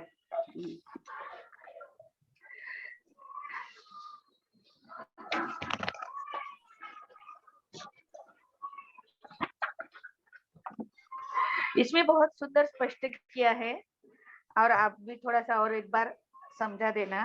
पेज नंबर 570, हितकर शास्त्रोपदेशाचे सिंचन, कि संत समागम, इसको दुधाचे सिंचन बोला है। दूध आणि हमको हम अमृत बोलते हैं, शुद्ध स्निग्ध मधुर व स्वतःला हितकर अशा चंद्रापासून स्रवणाऱ्या अमृतासारख्या शास्त्रोपदेशामध्ये ते बीज भिजू द्यावे।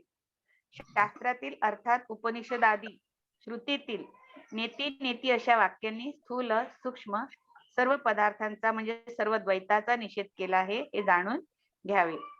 आणि मग त्याच्यानंतर अंतःकरणात सर्व संसार शून्य आहे, त्यातील कोणत्याही गोष्टीबद्दल आग्रह आसक्ती धरू नये, म्हणजे आपोआप सर्व ताप कमी हो जाते, सब ताप नष्ट हो जाते। तो इसका एक बार एक्सप्लेन कर देना।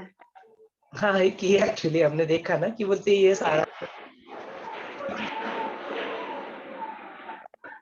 ध्यान में जो बीज है उसको जब हम लोग बोलते हैं तो फिर उसको तो संचय ना, इसको थोड़ा सा अपना जो नॉर्मल जो है अपने घर में हम लोग स्प्राउट करते हैं, मक्की डालते हैं ना, मक्की उसको स्प्राउट करते हैं कि नहीं, उसको ही देखो। तो हम लोग क्या करते हैं, पहले वो मटकी को लेते हैं, तो बीज है, यहाँ पे बीज कौन सा है? ध्यान। जो आप अपनी जीवन में ध्यान जो होता है, मेडिटेशन, ध्यान, वो क्या हो जाता है, आपका बीज बन गया। वो आपके जीवन में दिया है, आपने कुछ आध्यात्मिक कोर्स किया, कहीं कुछ किया, आपको गुरुदेव ने फिर ध्यान करना सिखाया, तो बीज बो दिया उन्होंने आपके अंदर। नाउ यू नो, वो सहज समाधि का कोर्स किया, बीज बो दिया। अब इसको कल्टीवेट करना है ना, कल्टीवेट करना है तो कैसे करना है? तो बोलते हैं उसको कल्टीवेट करते तो हम लोग क्या करते हैं, वो मटकी को क्या करते हैं, पानी में भिगो के रखते हैं, राइट। और किसान क्या करता है, नांगरता है, उस भूमि में तैयार करता है, बीज को बोता है, फिर उसके ऊपर से पानी मारता है या बारिश की वजह से पानी गिरता है। तो ये जो पानी जो है ना, ये सिंचन, इसको सिंचन कहते हैं, कि उसको भिगोना, उस बीज को भिगोना। तो यहाँ पे उस बीजों को भिगोने की जो प्रक्रिया जो ना, उसी को यहाँ पे सिंबॉलिक रूप से यूज किया है। तो ऐसा जो ध्यान का जो बीज है उसको तुम क्या करो, तो बोलते उसको ताजे जो दूध होता है उससे उसका सिंचन करो। तो वो दूध कौन सा है, तो उसको बोलते हैं साधु संतों के मुख से निकलने वाले शुद्ध, स्निग्ध, मधुर और हितकर, जो ऐसे चंद्रमा के भांति जो स्रव जो निकलता है, वो अमृत जैसा जो शास्त्र का उपदेश होता है, उससे इसको भीगने दो। हाँ? तो बोलते संतों के मुख से निकलने वाली वाणी, साधुओं के मुख से निकलने वाले जो शास्त्रों के जो उपदेश होते हैं, ऐसे अमृत रूपी दूध में इसको क्या, ध्यान रूपी जो बीज है उसको क्या कर दो, भीगने दो। तो ध्यान कैसा होगा फिर, और ज्यादा गहरा गहरा लगने लगेगा, because of all these things. The quality of your meditation will increase. फिर क्या होगा, वो अंकुरित होने लगेगा, वो ज्ञान रूपी बीज क्या होगा, आपके अंदर अंकुरित होने लगेगा। और फिर अंकुरिया की प्रक्रिया से गुजरेगा, तो फिर क्या होता है, फिर उसको फिर से वही सारी चीजों का फिर से उसको जोड़ दो। तो कौन सी जोड़ दो, तो बोलते वो शास्त्रों के उपदेश से मिलने वाला neti neti principle, not this not this, I am not this, I am not this. वो जो सारे जो ज्ञान जो है उसको तुम भी उसको सपोर्ट करो। फिर उसके बाद में तुम जो द्वैत जो होता है, बस द्वैत का तो तुम निषेध करो। जो नेट नॉट दिस पे क्या निषेध होता है, द्वैत का निषेध होता है। I am this body, I am this, I M this, I M this, इसका निषेध होता है, निरोध होता है। तो फिर उस निषेध को करके तुम क्या करो अपने जीवन में, उसका द्वैत का तुम क्या करो, निषेध करो, डुअलिटी को खत्म करो। फिर उसके बाद में उसके एक सेकंड, वो जो नेति नेति जो बता रहे हैं ना, नॉट दिस, इसका डिटेल में थोड़ा सा 2-3 मिनट में एक डिटेल एक्सप्लेन करना। ओके। तो बोलते जो अपने जो हम लोग उपनिषद वगैरह पढ़ते हैं या श्रुतियां वगैरह देखते हैं, तो उसमें देयर इज अ प्रिंसिपल बताया गया है। उस प्रिंसिपल को कहते हैं नेति नेति नेति। नेति शब्द का अर्थ क्या होता है, नॉट दिस। तो बोलते उस चैतन्य का हम लोग उसको जानते हैं क्या, चैतन्य को जानते हैं क्या, कोई जान पाया क्या आज तक, कोई नहीं जान पाया। अच्छा, हम लोग जो बुलाते हैं उसको चैतन्य, शिव, परब्रह्म, किसने बुलाए, हमने नाम दिया अपनी समझ के लिए। बिकॉज हमें कम्युनिकेशन करना है, भाषा करनी है, कम्युनिकेट करना है, तो हमें शब्दों की आवश्यकता होगी। हमने उसको कुछ तो नाम दे दिया, लेकिन उसका वर्णन, उस चैतन्य का, उस परमात्मा का, उस परब्रह्म का, उस शिव का वर्णन किससे कर सकते हैं, बोलते तुम्हारे मुख से उसके लिए जो भी शब्द निकलेंगे उन शब्दों को बोलो नॉट दिस। एक ही उसका वर्णन संभव है, और वो वर्णन को है नेति। नेति मीन्स नॉट दिस। अच्छा, वह जो चैतन्य जो है, वो शिव, परब्रह्म, जो परमात्मा जिसकी बात है, वो कोई और है क्या, नहीं। आपका स्वयं जो सेल्फ है वो भी वही है। तो अपने स्वयं को यदि तुम्हें जानना है, जानना माने बुद्धि से जानने वाली बात नहीं कर रहा हूँ, स्वयं के साथ यदि होना है, सेल्फ रियलाइजेशन जो लाना है, और उसके प्रति अवेयरनेस, सजगता को लाना है, तो क्या करना पड़ेगा, जो आज मैं अपने आप को उस चैतन्य से अलग मानता हूँ, अलग मान के मैंने अपनी आइडेंटिटीज धारण कर लिए।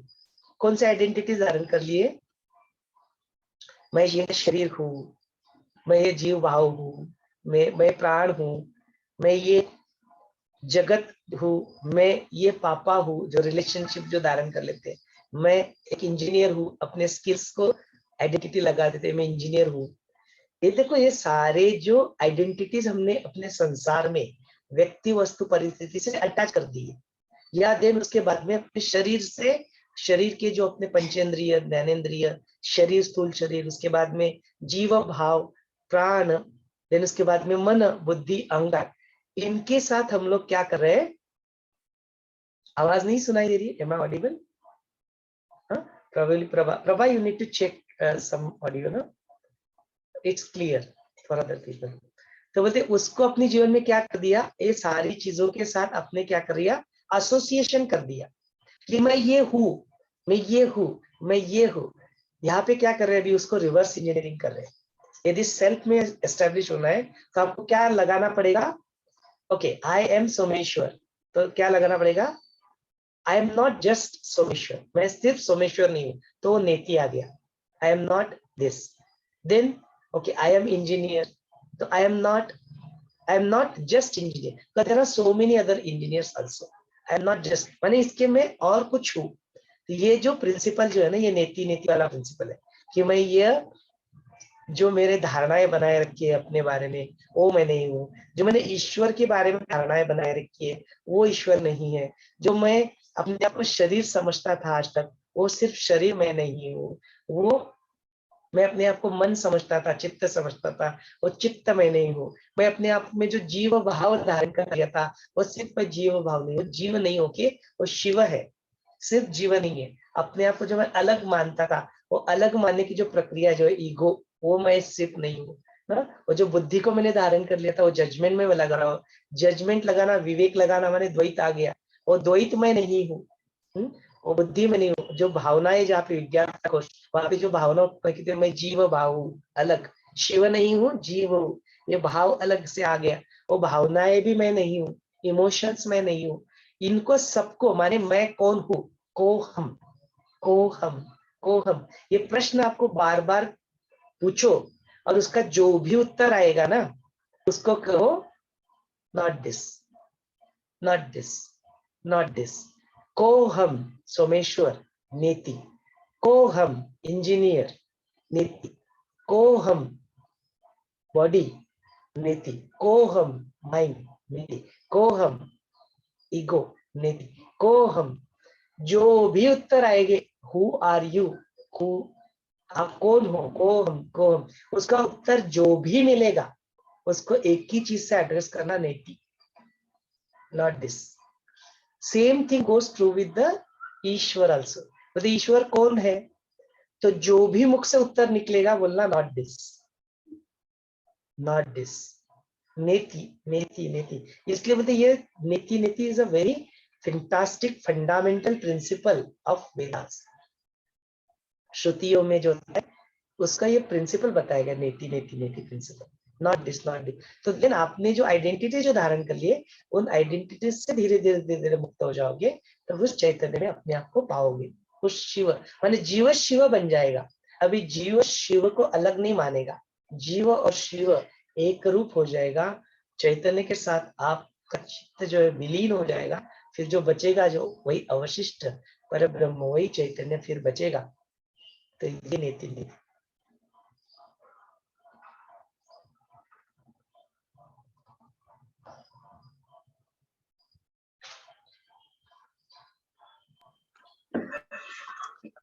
पूरा योग वशिष्ठ ग्रंथ का जो थीम है और अपना जो उद्देश्य है, जो परमानंद जो है, आनंद जिसमें मिलता है, ये टॉपिक जब भी आता है तो ऐसे लगता है कि ये सुनते ही जाए, सुनते ही जाए।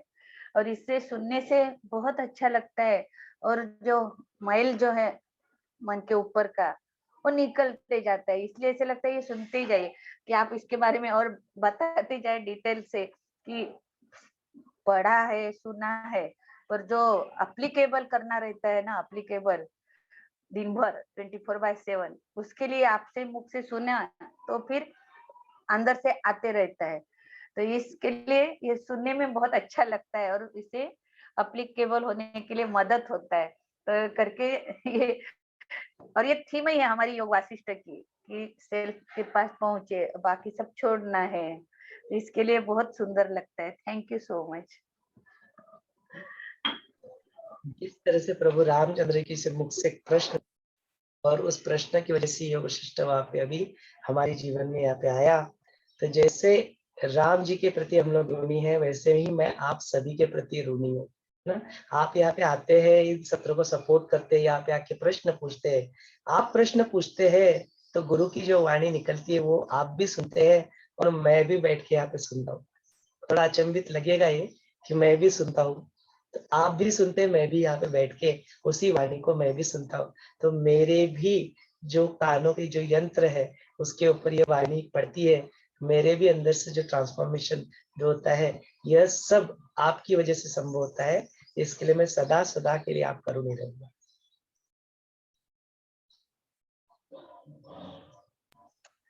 हम सब एक ही माला के मणि और एक ही चैतन्य का रूप है, तो इसलिए ऐसे आप बोलते हैं।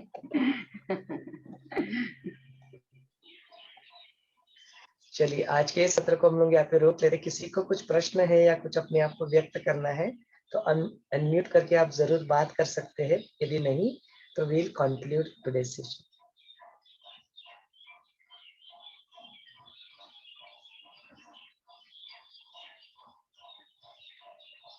चलिए आज के इस सत्र को हम लोग यहाँ पे रोक लेते हैं। जय गुरुदेव। ताकि पुनः एक बार कल मिल पाए।